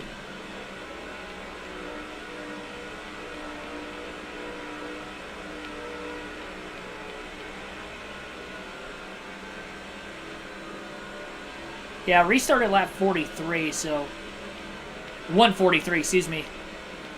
Caution was at lap 140, so definitely going to be able to make it to lap 200. I'd like to make it a little bit beyond that, obviously, to make it a one more stop, because if we only go to lap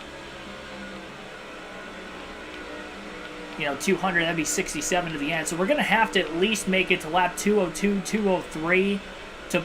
We'd still have to push our fuel to the end, but we could make it any lap beyond lap 204. We're going to be closer and closer to making it on fuel on just one more stop. So pitting what Mark Martin did during that caution and getting back to the lead with the fresh tires seems like it is the right way to go. Giving up the track position with Jimmy Johnson in the Busch race at Daytona, not so good. But here today, I should say with Tom Bodine in the truck race at Daytona, but here today, though, in this Cup race, tires definitely mattering a lot more on an intermediate. By the way, J.J. Yaley just moved into 2nd. Matt Kenseth get quickly right back around the 18.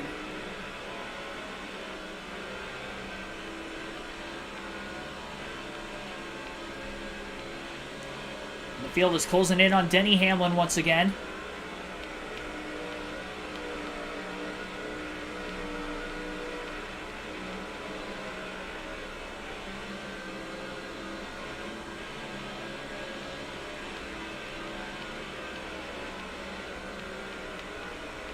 Kenseth to the inside.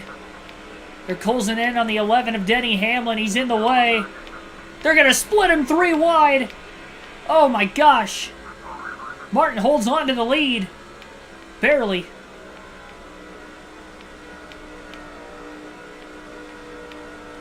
It scraped the wall. Hamlin's so slow. Held up Kenseth and a lot of the cars behind him.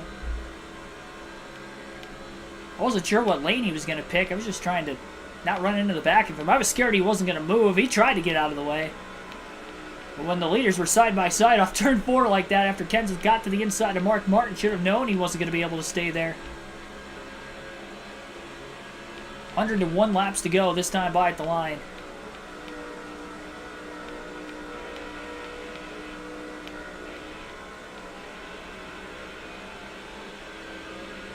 What the shell? Didn't that used to be on an old Shell Pennzoil commercial with Logano? Like Shell Yeah or something?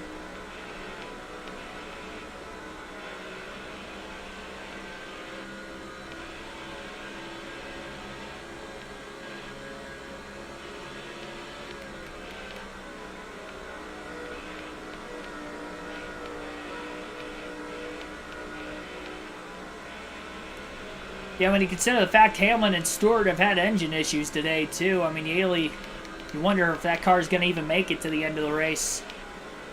The last of the 3 remaining, I mean, Hamlin's back in it, but obviously way off the pace, as we've seen a couple times already since the restart. 100 laps to go as Mark Martin leads at the Kansas Speedway. Matt Kenseth to the bottom of the racetrack looking for the lead. He's going to get there. Give Kenseth props, though. He's the only one able to keep up with Martin, despite being on a little bit older tires. It's not even much, really. It's like, what, 15 lap fresher tires for Mark? Definitely played a difference initially. But now Matt Kenseth to the lead. He had led one other time earlier in this race. And Mark's just going to be pacing. He knows that these guys are going to have to pit soon. Don't want to battle him too much, allow anybody else to try to close that gap again. So Mark is just going to stay in second place for right now. He's led a lot more laps than Kenseth, so he doesn't have to worry about the 17 catching him for the most laps led. I don't know if Martin has got the most laps led in this race up to this point or not. Jimmy Johnson's led quite a bit, and even Joe Nemechek's led a decent amount of laps in this race. Sadler at times, those are definitely the top 4 in the laps led department so far today. 30.790 that last lap, by the way, for Martin.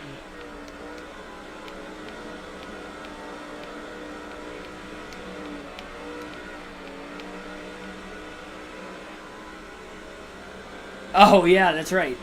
It was a Ninja Turtles reference.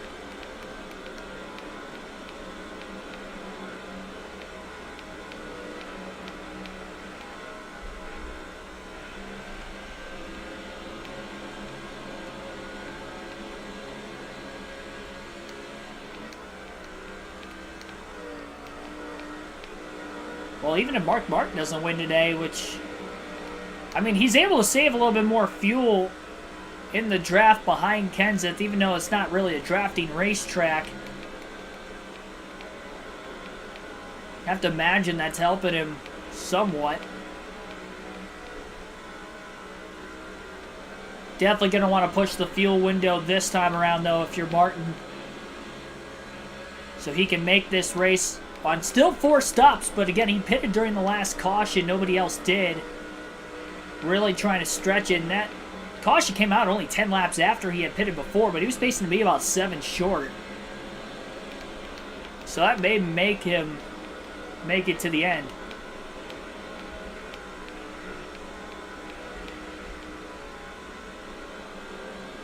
I'd say so far it is working out for him with less than 100 to go.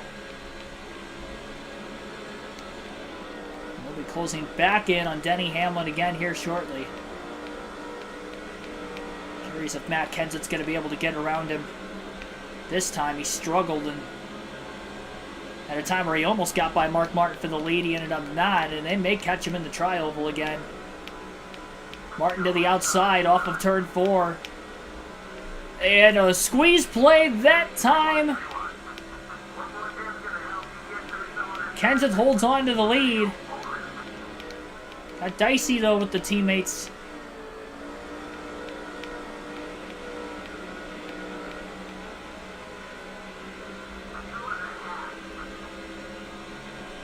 Nobody wanting to really get out of the gas there. Can't blame him.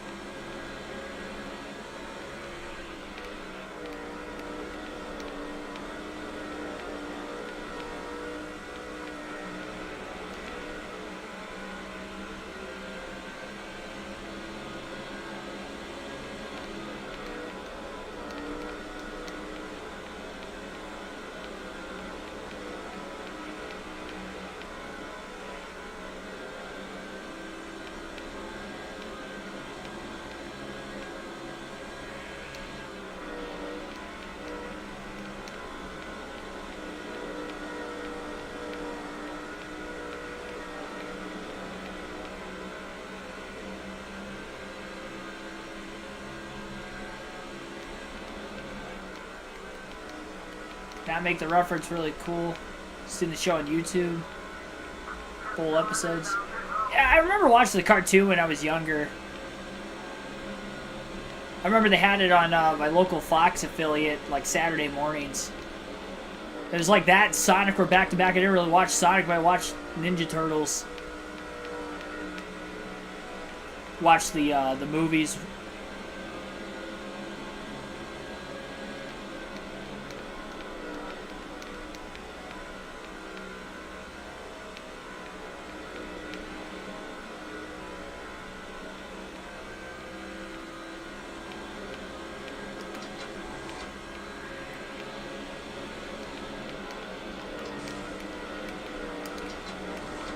a share draft Matt Kenseth all the way around. It's going to be hard to do that in the middle of the corners.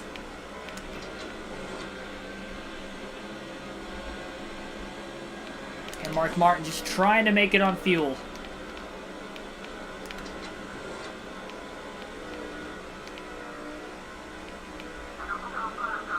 Matt Kenseth went pretty long, not as long as Mark Martin, obviously, but he'll be staying out of the pits for a little while yet.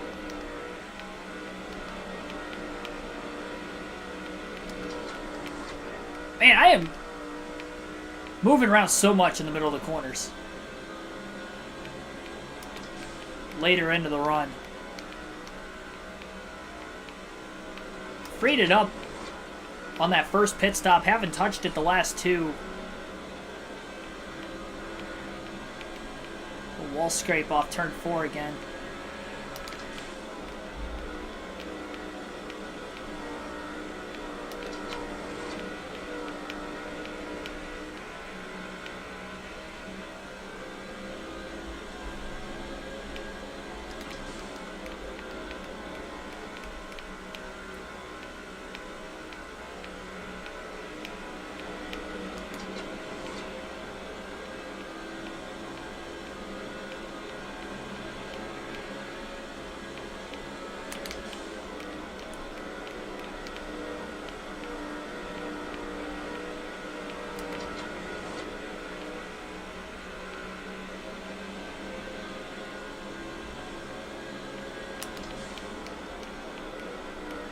Yeah, I can remember watching that specifically on the weekends like that, like Power Rangers growing up, because I didn't have cable when I was younger. So that was like really the only cartoons I would watch would be like Saturday morning.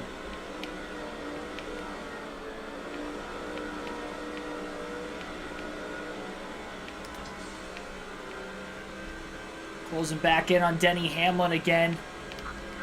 Mark Martin pulls out a line trying to make the pass on Kenseth. And he does get around him.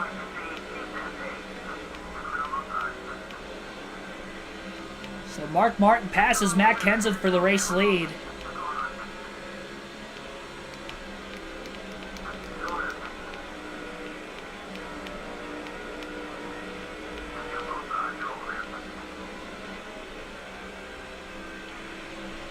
Kenseth may be pitting sometime soon. He was trying to pick him behind Hamlin. He still passed him, but didn't slow up that much.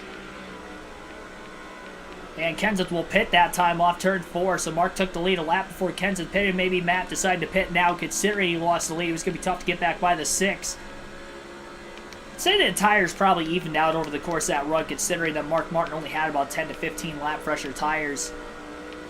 Probably closer to 15 because he pitted after everybody else earlier.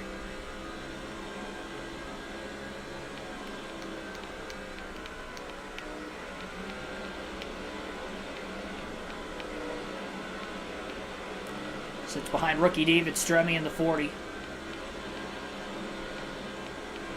So Martin would ideally like to go about 20 more laps on fuel if the tank allows him, as he's trying to make this race on one more stop.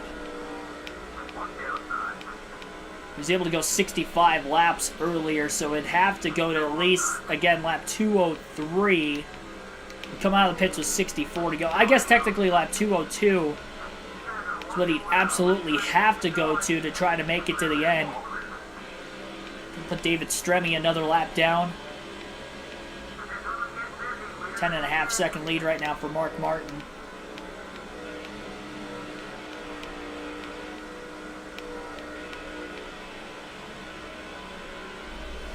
Yeah, I remember when I did have cable, Boomerang, and then really like Nickelodeon.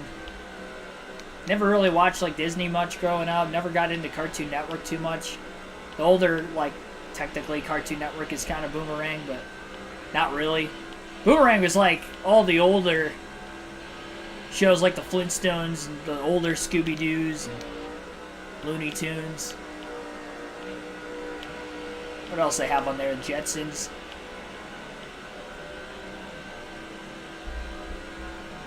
Yeah, I plan on doing 4 50% races. Pocono, I know, is one of them. I think Charlotte is one of them. 500-mile Charlotte race going to be in half, so that's going to be 250 miles. And there's a Daytona and a Talladega race, I believe, are the 4.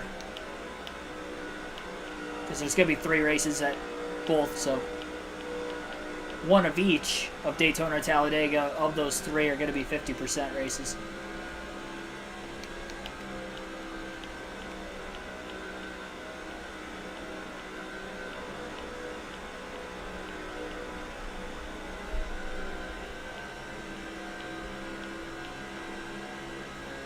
If you're just tuning in for the first time wondering why Mark Martin's got a 1-lap lead on the field, he was the only driver to pit during the last caution. Everybody else has just made their 3rd stop of the day. Martin has already made 3. Still not quite down to a quarter of a tank of gas left, so he's definitely pacing very, very well to be able to make this race on one more stop. Everybody else could have to pit one more time as well, and this should give Mark Martin a pretty decent-sized win. The only thing that could hurt Mark right now is another caution coming out. We've only had one today. It was at lap 140, and it was a debris caution, so no accidents today. Dale Earnhardt Jr.'s hood came off. So just now getting to a quarter tank of gas left as we're at lap 190.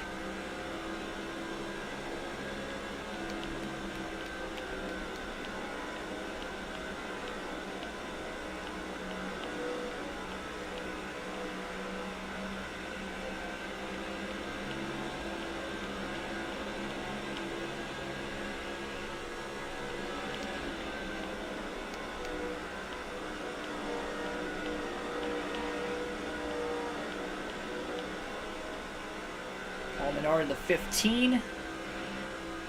Martin pulled out of line. It's going to be harder to pass the lap cars. His fresher tires closing in on Denny Hamlin. This will make it a little easier for himself. It's by the 15. Menard slowed up behind Hamlin that time. Martin makes the pass on the inside.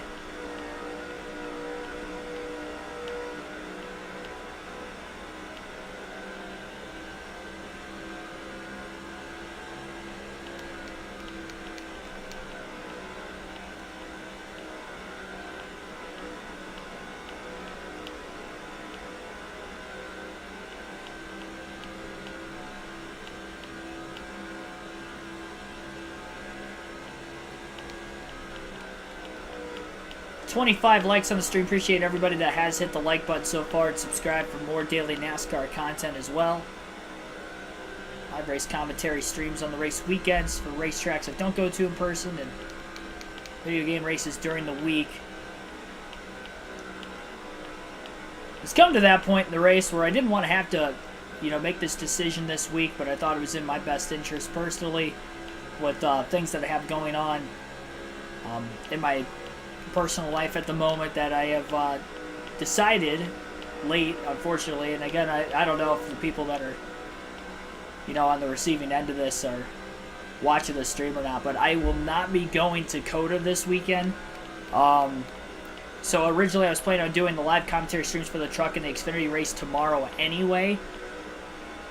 That will still obviously be the case. I will also be doing it for the Cup Series again this weekend, so apologize to all you guys. There won't be any at-track content this weekend. I did the same thing for Daytona, making the late decision. This was a lot later this week. At least in Daytona, it was like 2 weeks before.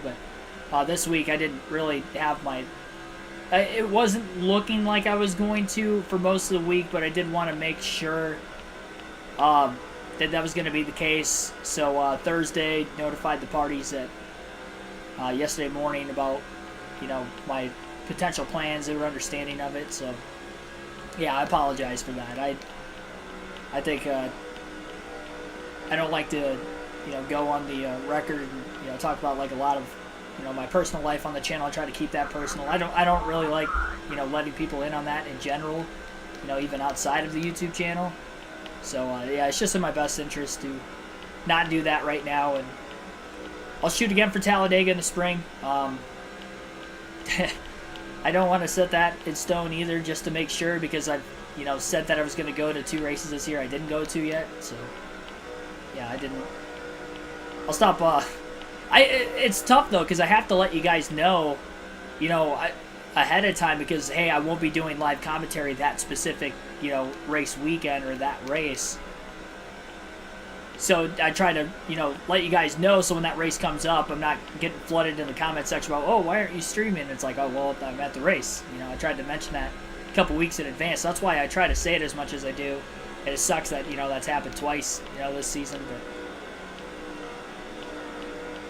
I'd be lying to you guys if I wasn't losing sleep over it earlier this week because it was some tough, anxious nights, you know, sleeping it over on Monday and Monday night into Tuesday for work, and then Wednesday night into Thursday I got even less. It was just like I woke up randomly in the middle of the night and couldn't get back to sleep.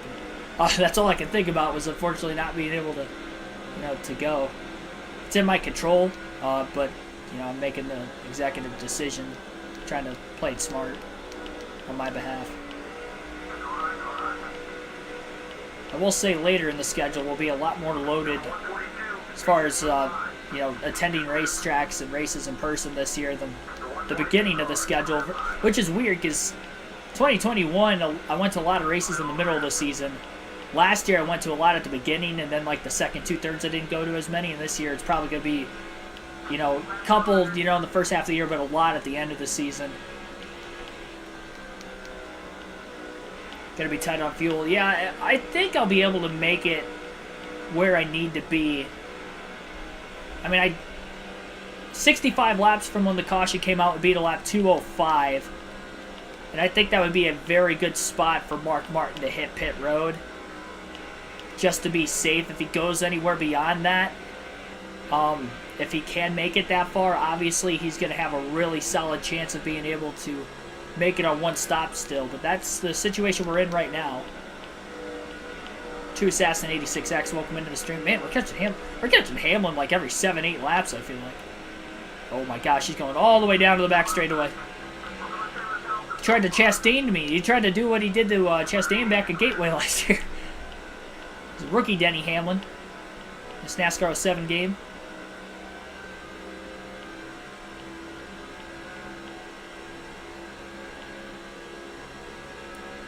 .206, yeah.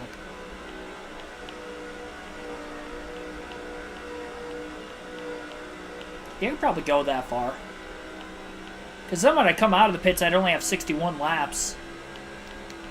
The time I came out of the pits, if it wasn't counting the caution laps for fuel for when I pitted, we restarted lap 143. 65 laps from there would be lap 208. That would put us at 60 to go. I mean, ideally, Martin's smartest decision is probably to split it in half, go 62, 63 laps on these final runs. Really going to have to hope this race stays green all the way to the end, though, because if we get a caution, then everybody else is going to be right back into it again, where Martin's going to be able to make it on one stop. Nobody else is.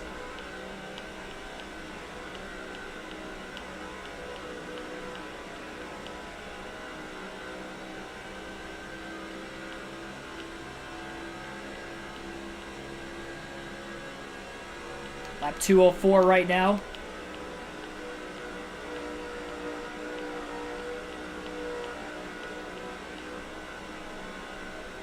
Didn't think it'd be a fuel mileage race today, but with that caution coming out in a weird spot and the only yellow so far, Martin decided to pit. Everybody else stayed out. They didn't want to make it a fuel mileage race, but Martin felt pretty good. It's a good thing we really ran those first two runs of the race out, because I wouldn't have known exactly how far we could make it, and I probably wouldn't have pitted when I did, but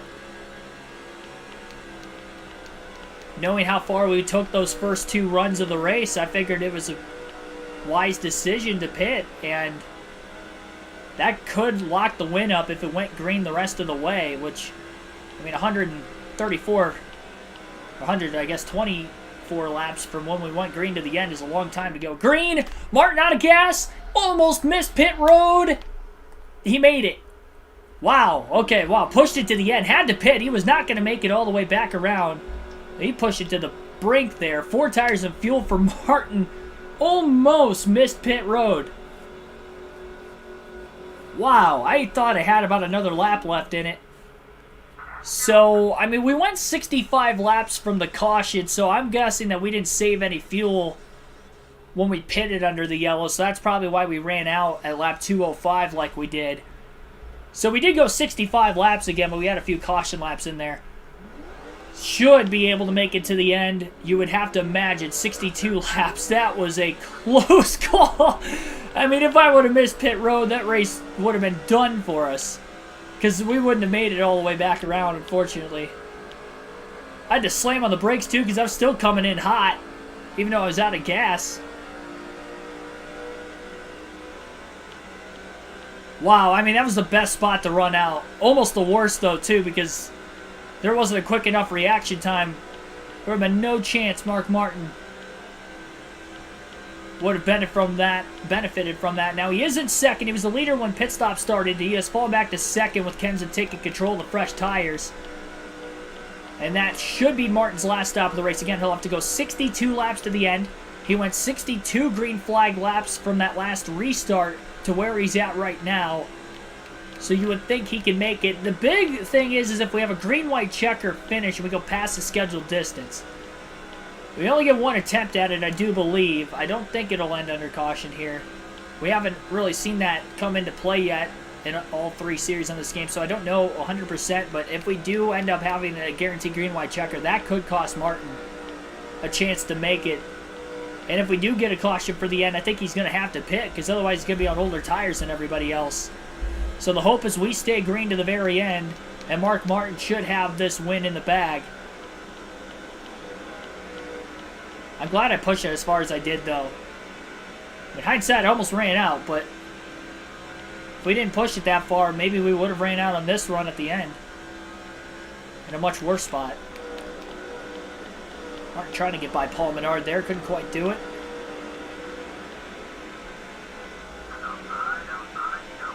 Squeezing underneath Menard, who really crowds him on the backstretch. Into turns 3 and 4, Martin makes the pass.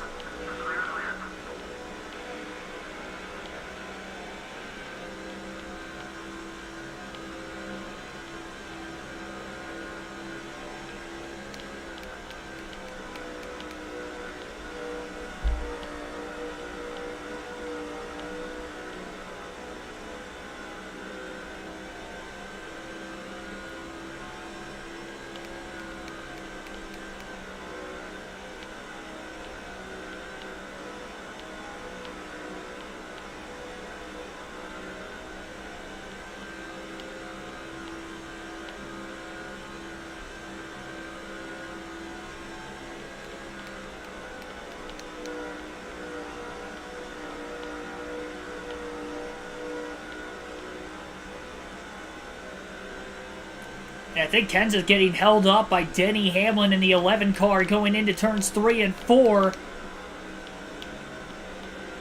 And here comes Martin as he blows past Hamlin. He is less than a half a second off the lead now on Matt Kenseth.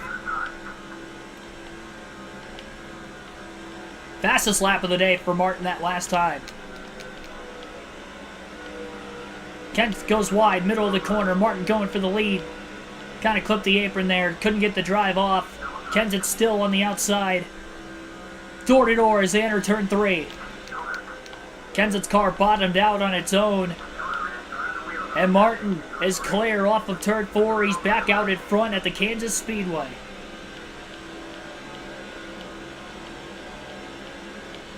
A pretty good-sized lead for him right now. Kenseth looking to get back underneath, and he's going to be able to do it. Crosses Martin over. Martin into the wall, into Kenseth. Couldn't hang on to it that time on the outside. Kenseth back to the lead as Martin loses a lot of ground. Couldn't hold the top lane there and almost wrecked. Ryan Newman's back there in third. And Martin a second off the lead again. Kenseth closing in on another lap car in the 142. A lot of clean air in front of that, though.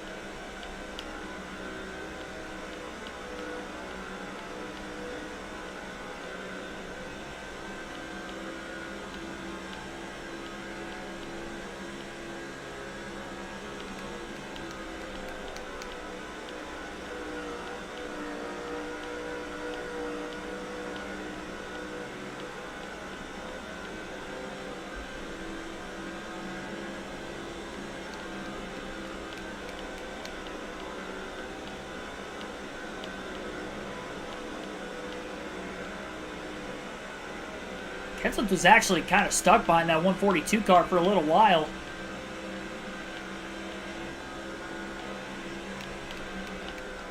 Mark Martin going to get underneath that car into turns 1 and 2. Use that shortcut on the front stretch as well to try to help out. 50 laps to go this time by.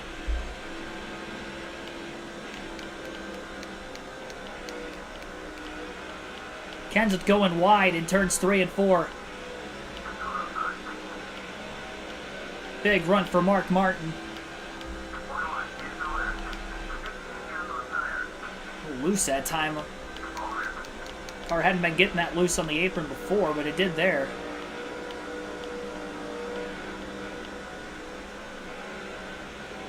I noticed the drivers in the Daytona races for all 3 series didn't really short pit. In the truck race, it was one stop. They kind of split it in half, but that was about it. I mean, you could really only go about 56, 58 on fuel anyway there.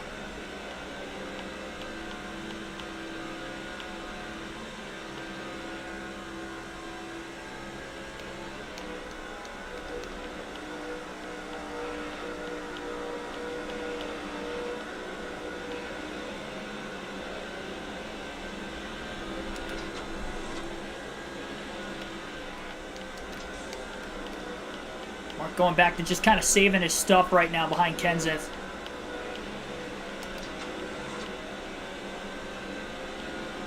Take care of these tires, which he has definitely burnt out maybe a little bit more at the beginning of this run than any run prior up to this point.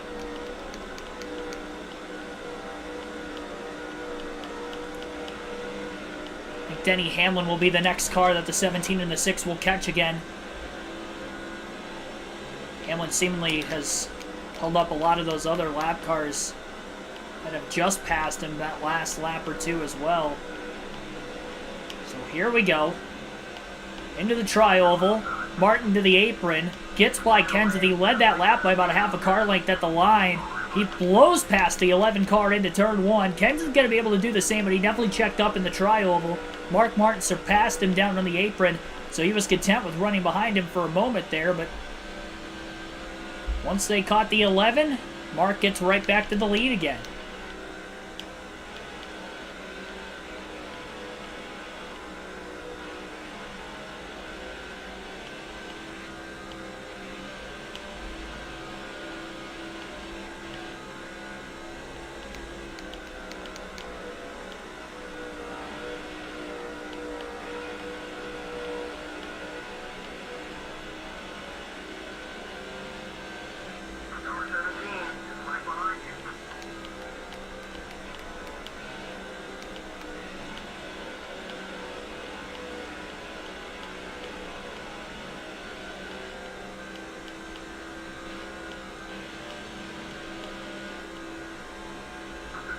Kenseth the run to the outside. Mark will give it to him. He doesn't believe that Kenseth should be able to pass him there, and he was not. So Mark Martin hanging on for now.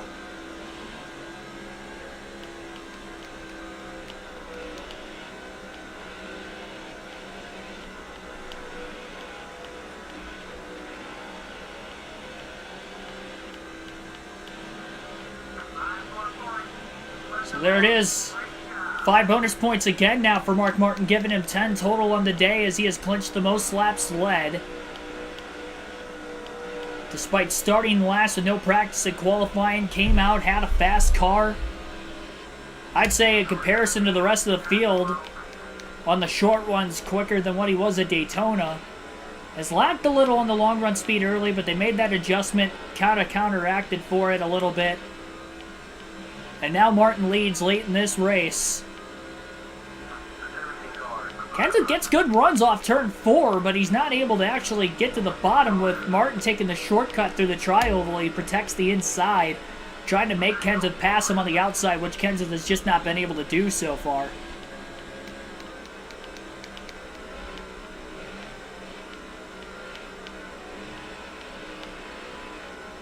I can imagine right around lap 240 we're going to end up seeing Kenseth and a lot of the other leaders hit pit road, maybe just before, just after, but it's going to be kind of their last scheduled stop, so if we don't get a caution before then, it's going to be very, very tough. for anybody else to win this race other than Mark Martin. Now, if we do get a yellow, obviously, after that, whoever the first car lap down would be would get the free pass, which second place right now would be Matt Kenseth. If that were the case, if we get through another set of green flag stops before another potential caution.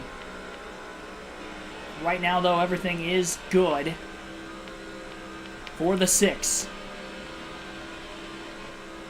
And those last 2 laps off turn 4, Kenseth didn't look quite as strong as he did the few laps before that.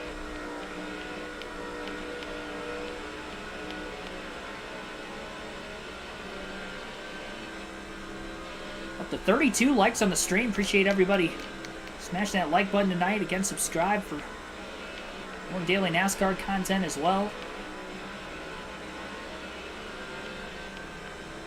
Getting towards the finish of this race. So we're down to exactly 40 laps to go. Took 140 laps at the start to get that first caution. And so far so good ever since.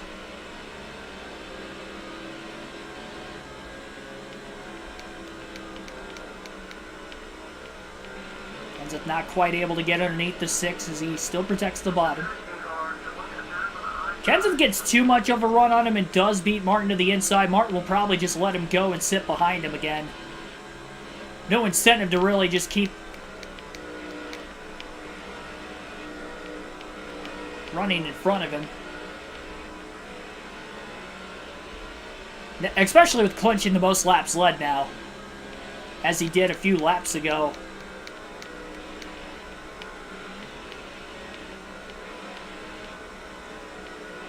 Push yourself into an issue.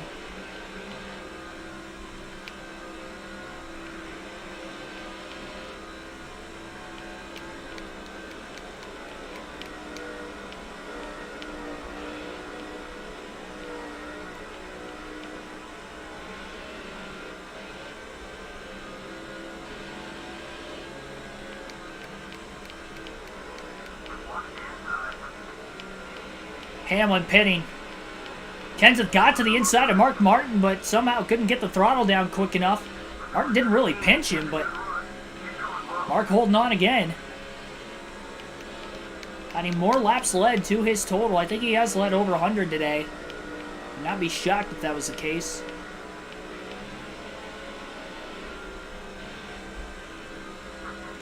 And there we go. Kenseth actually had the run off turn 2 that time. He got to the inside of Martin through 3 and 4 last time. This time he gets there. Martin holds him very tight. A little bit of contact, but Kenseth will lead for another official lead change at the line. Mark Martin going to sit behind Kenseth again.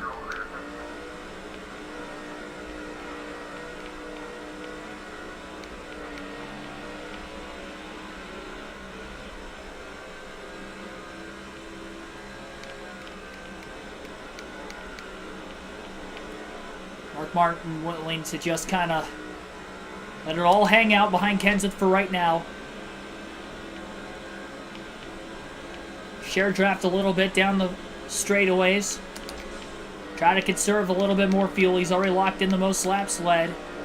So we know he's not racing for that anymore. Kenseth going to have to pit.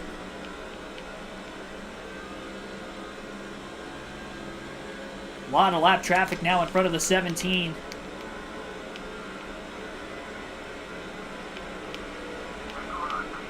Tires maybe a little bit more equal on this run than what they were the last run, which is definitely helping Kenseth as well. This is when Martin pitted during that only caution of the race earlier. Kenseth just gets underneath Robbie Gordon. Almost made contact with him.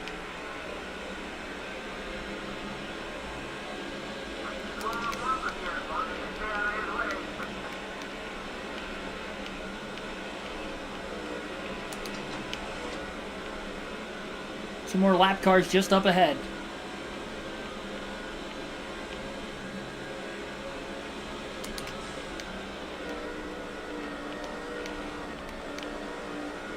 Wonder if Hamlin came back out onto the track after he pitted or if he's still down there. A little curious. Some drivers have made their last stop, some have not. couple of lap cars. 143 and the 10 of Scott Riggs up on the outside.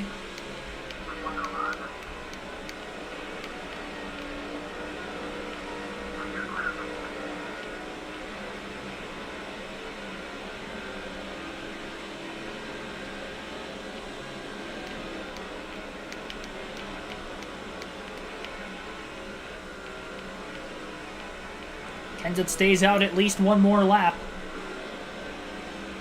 His incentive is to hopefully catch a caution before he hits pit road, as we're down to just 31 laps to go. Martin had a run on him, decided not to go there.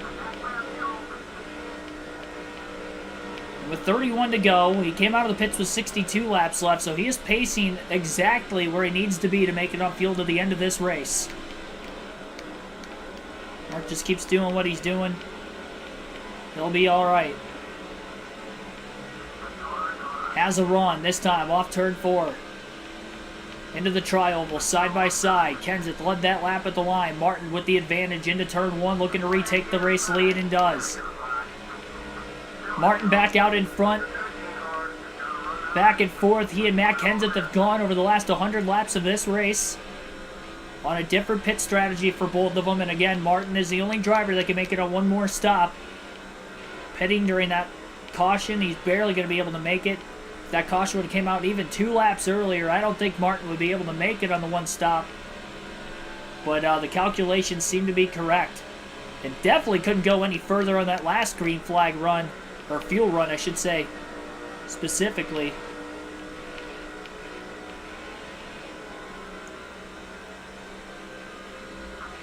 Oh, that was dirty. That was a big block on a teammate. I don't think Kenseth appreciated that. I don't think Martin realized how close he actually was for moving down on the back straightaway the way he did. Going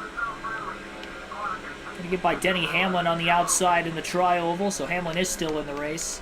And Kenseth's going to get held up behind him. And Martin's going to widen that gap out over half a second over the 17 now.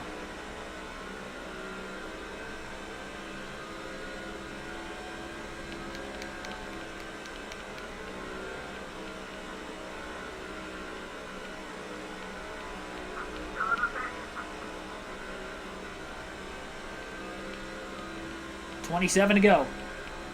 Matt Kenseth's still out there. I expected about lap 240, right around there, for him to pit. He's still out.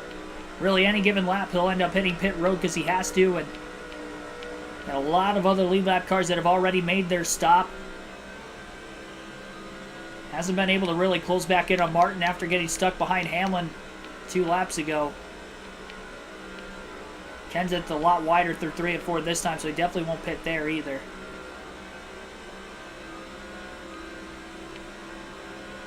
0.6 of a second lead. Could be a 1-2 finish though for Roush Fenway Racing. But again, Mark Martin, if he can win these first 2 races, get off and running early in this custom schedule season, look out. He's never won a championship. He's had the lead in the championship standings late in the season a couple times. And in his last year with Roush Fenway Racing, maybe he can get it done. With the old cat in the hat. 25 to go now at the line. Kenseth's still off the lead. Similar lap times between him and Martin at the front of the field. It's so equal with each other. That's why they're the only 2 out where they're at right now. Just as an organization, they came with fast cars today.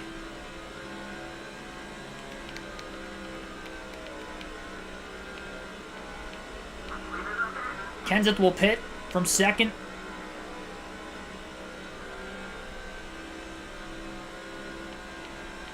So he'll go a lap down next time past the start-finish line for Martin.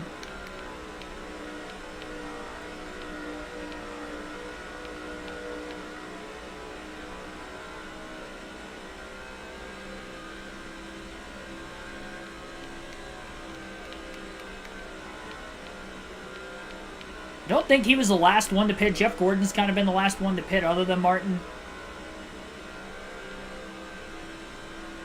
Earlier in the race, 11-second lead for Mark over whoever's in second right now. So there are still cars that have to pit yet. Hoping to catch a caution to get themselves into a very tight finish and maybe a shot at the win, obviously. Again, if we do get a caution, Mark Martin will have to pit. He does not want to be in front of the field on older tires. If he's a lap down, remember, somebody else is going to still get the free pass. Or sorry, if he's a lap ahead of the field and the caution comes out, somebody's still going to get the free pass in second, get back on the lead lap. And if we restart with 10 or less laps to go, they'll all be single file with the leaders at the front of the lead lap car. So I think even if the free pass car were to get the free pass, I think they'd still line up behind the 6. So not completely over yet. Martin just really wanting this to stay green. Now I will say he could pit with whoever getting the free pass. He'll have fresher tires and have the lead on the restart. Kind of spun his tires on the last restart and the only single file restart of the day, but the initial start of the race, so pretty good for him.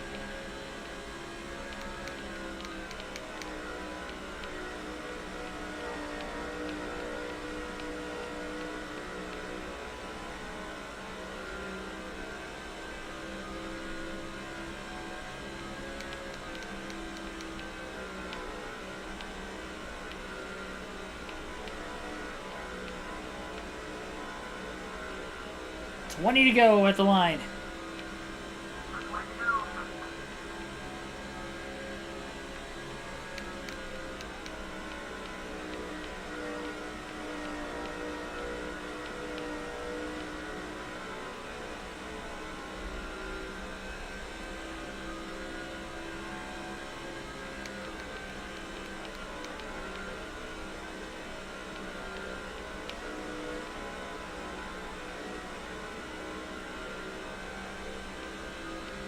I think Denny Hamlin's coming up.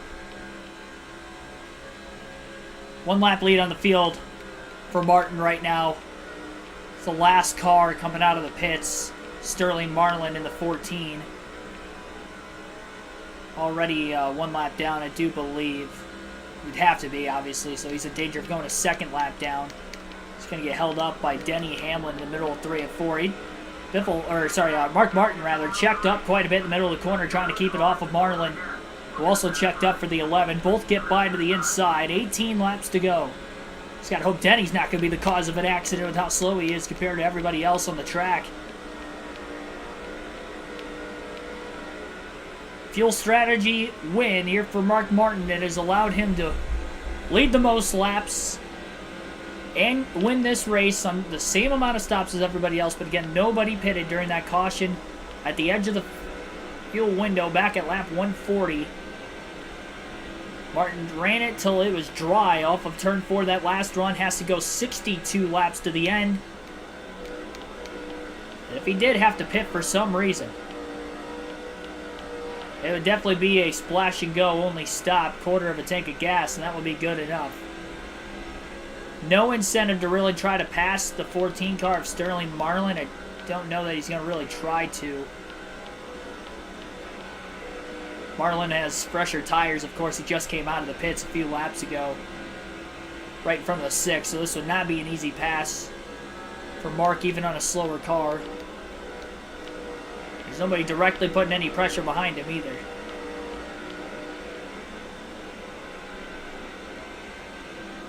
Stat sheet's going to make this look like a more dominating win than what it actually was. Brilliant call to pit when we did, making this race much easier for us. I'm not used to getting off to strong starts.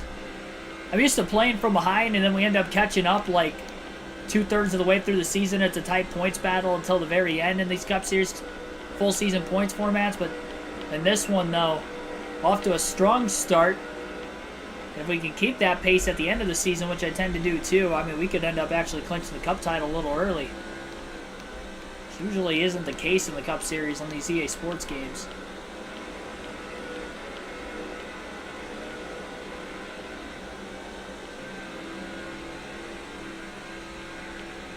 The Busch and the Truck Series, on the other hand, I'm off to a rough start in both of those races. So the Truck Series only 20 races, Busch Series only 30.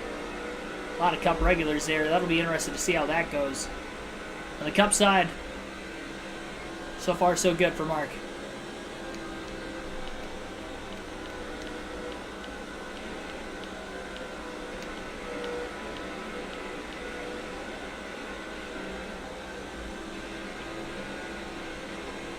Still have 13 laps left.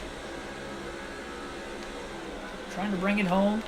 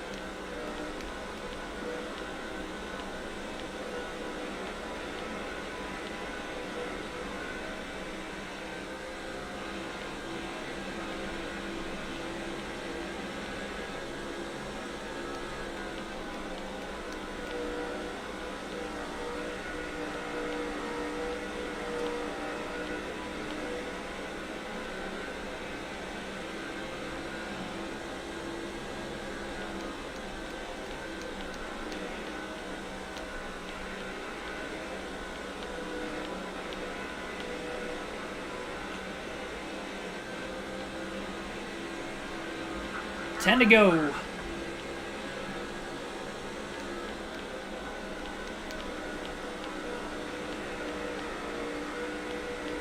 I think we'll probably catch Denny Hamlin one more time yet before the end. Depending on how fast Mark Martin, or not really Mark Martin, but Sterling Marlin is when we catch him. Maybe the time to get around Sterling.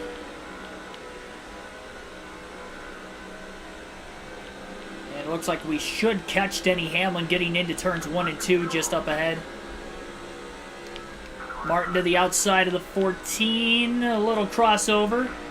Hamlin moves up right in front of him too. And Mark Martin gonna weasel his way down to the bottom. It's pretty low on fuel for Martin this point in the run. 8 laps to go at the start-finish line this time by. Got one car blowing up on the apron of the racetrack. That's Casey Kane. Tough break for him. He was looking very quick at the beginning of the race today. Got inside the top 10 after starting pretty deep in the field. Never led any laps. Unfortunately, he's going to end just shy of the 267 lap marker today. Well, there's clean air in front of the 6 of Mark Martin as he's going to be able to make it. I'm very positive we'll make it. And even if we run out, having the 1 lap lead, we should be able to coast it to the end. As long as we get to within like a half a lap or quarter of a lap, we'll definitely be able to coast it all the way back around. Plenty of time. 30 seconds to make a full lap up here at the Kansas Speedway.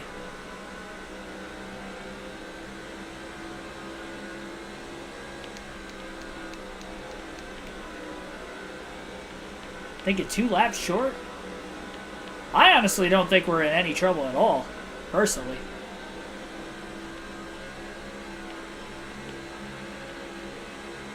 And we'd have to go 62 again. I mean, technically we went 65 the first 3 runs. Caution laps at the last one, but 62 green flag laps. So this one, all under yellow. Kind of got in the back of Dave Blaney a little bit there off turn 2. Let him go into turns 3 and 4, again staying behind him. And having to run a rapid pace right now. Dave Blaney closing in on Reed Sorensen. I don't think they're on the same lap. I think Dave's already 2 laps down Reed. Actually, no, that's David Stremme. Not Reed Sorensen. It's the other Chip Ganassi car, so maybe they are battling for position. Nearly 3 laps down. Martin to the inside of the Bill Davis Racing Dodge there, and he'll clear him. Now we'll go after the Chip Ganassi Racing Dodge. 4 laps to go at the start-finish line, this time by... Ay. My bad. I named him Marlin. I keep saying Marlin. It's the 40 car. I said Reed Sorensen before, then I said Sterling Marlin. He's not even in that car. David Stremme. 40. Yeah. There's one more car on the track map within like a, I don't know, a third of a lap. in front of us. 3 to go this time by.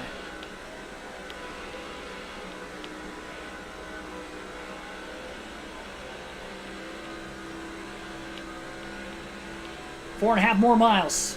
Really just trying to get to that white flag, because if the caution comes out before then, I think you have to pit if you're Mark Martin just to make sure you're going to make it to the end of fuel. And again, the free pass would go to second place, giving that driver still a shot to win it.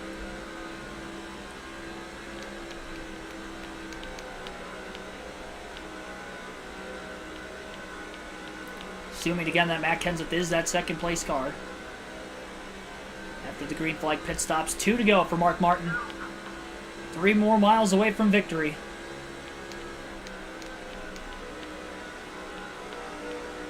And no cautions on the final lap in this game.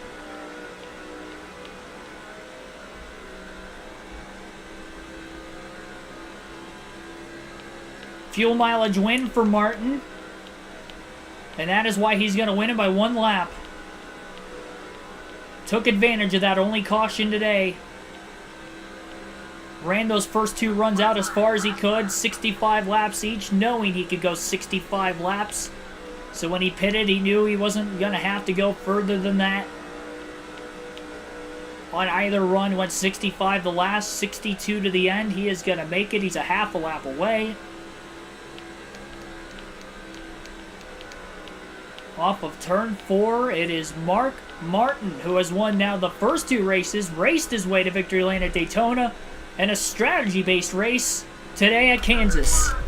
2 for 2 for Mark Martin to start the year for Roush Fenway Racing. A 1-2 finish for them as well. Matt Kenseth ends up second.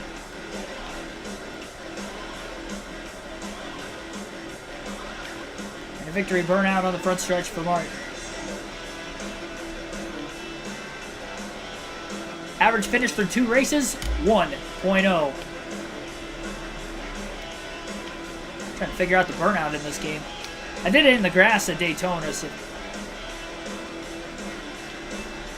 feel like there isn't as much smoke as what I was able to get out of the car 05, 06. Hopefully we got more wins to come. I'll get used to it after a while.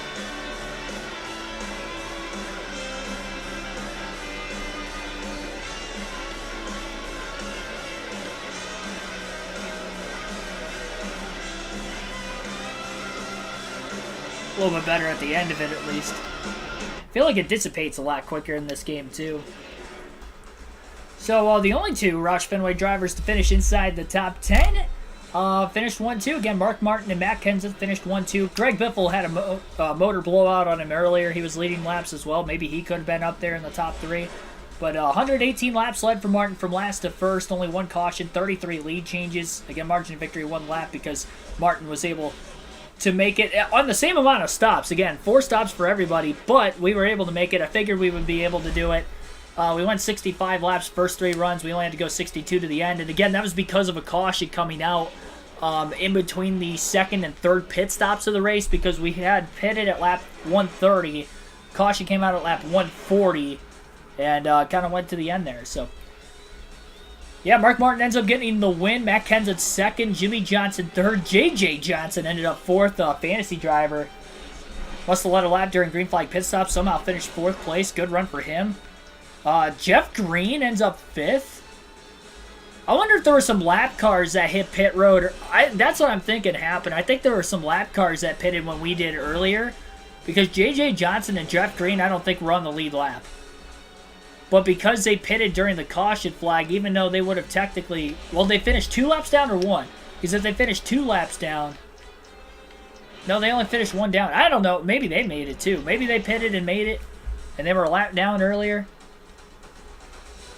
Or they were on the lead lap, and then I ended up just lapping them throughout the course of the race.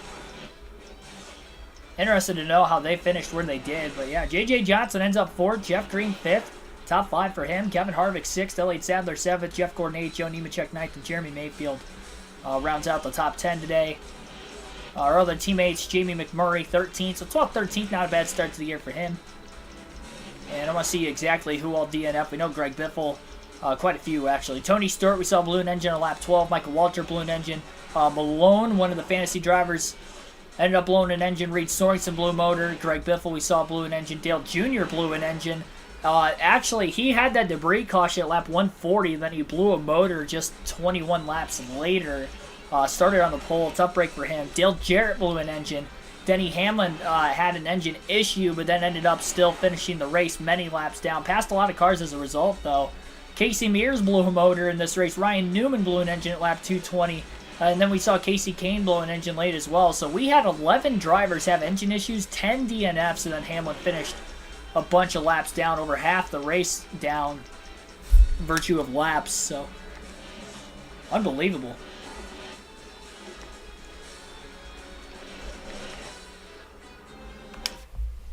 And we'll get to see Mark Martin in victory lane.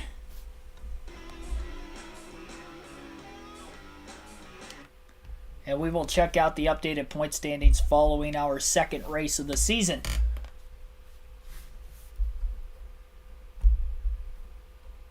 Yeah, we got Jimmy Johnson and JJ Johnson. Hunt history 36 for 36. Yeah, good luck with that. Next race is at Dover. Just making sure that that's not a 50% race. I didn't think it was. Nope, 100% race at Dover next week. Yeah, 50% races, Pocono, Charlotte, a Daytona and Talladega race as well. So 2 for 2 to start the season here for Mark Martin. Gets the win. Dover again the next race. And we'll check the official point standings.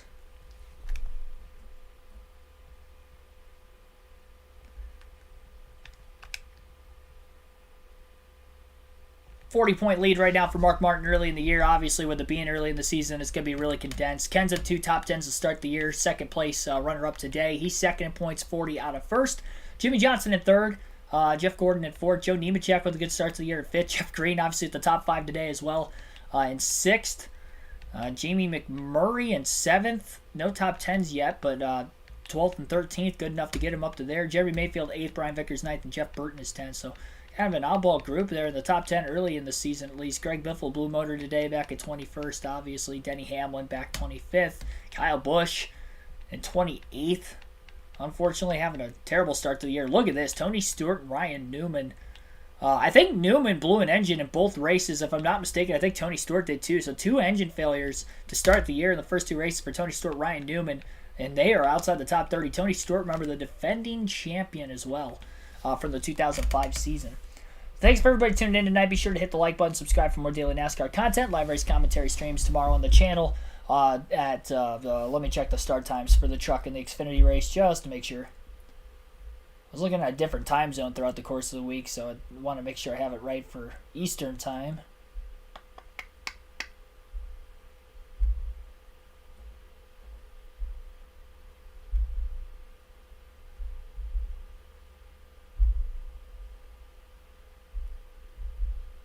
It's not what I wanted to look at on the view of the full schedule.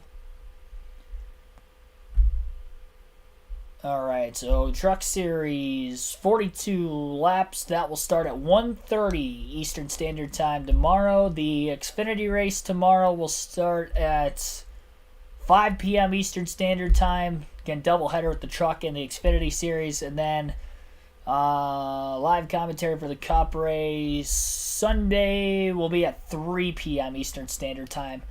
So that is the weekend slate for you guys. And that is it for tonight. Feel free, again, hit the like button on the way out. 35 likes on the stream tonight. Appreciate that. Subscribe for more daily NASCAR content. And I will see you guys back better than ever again tomorrow.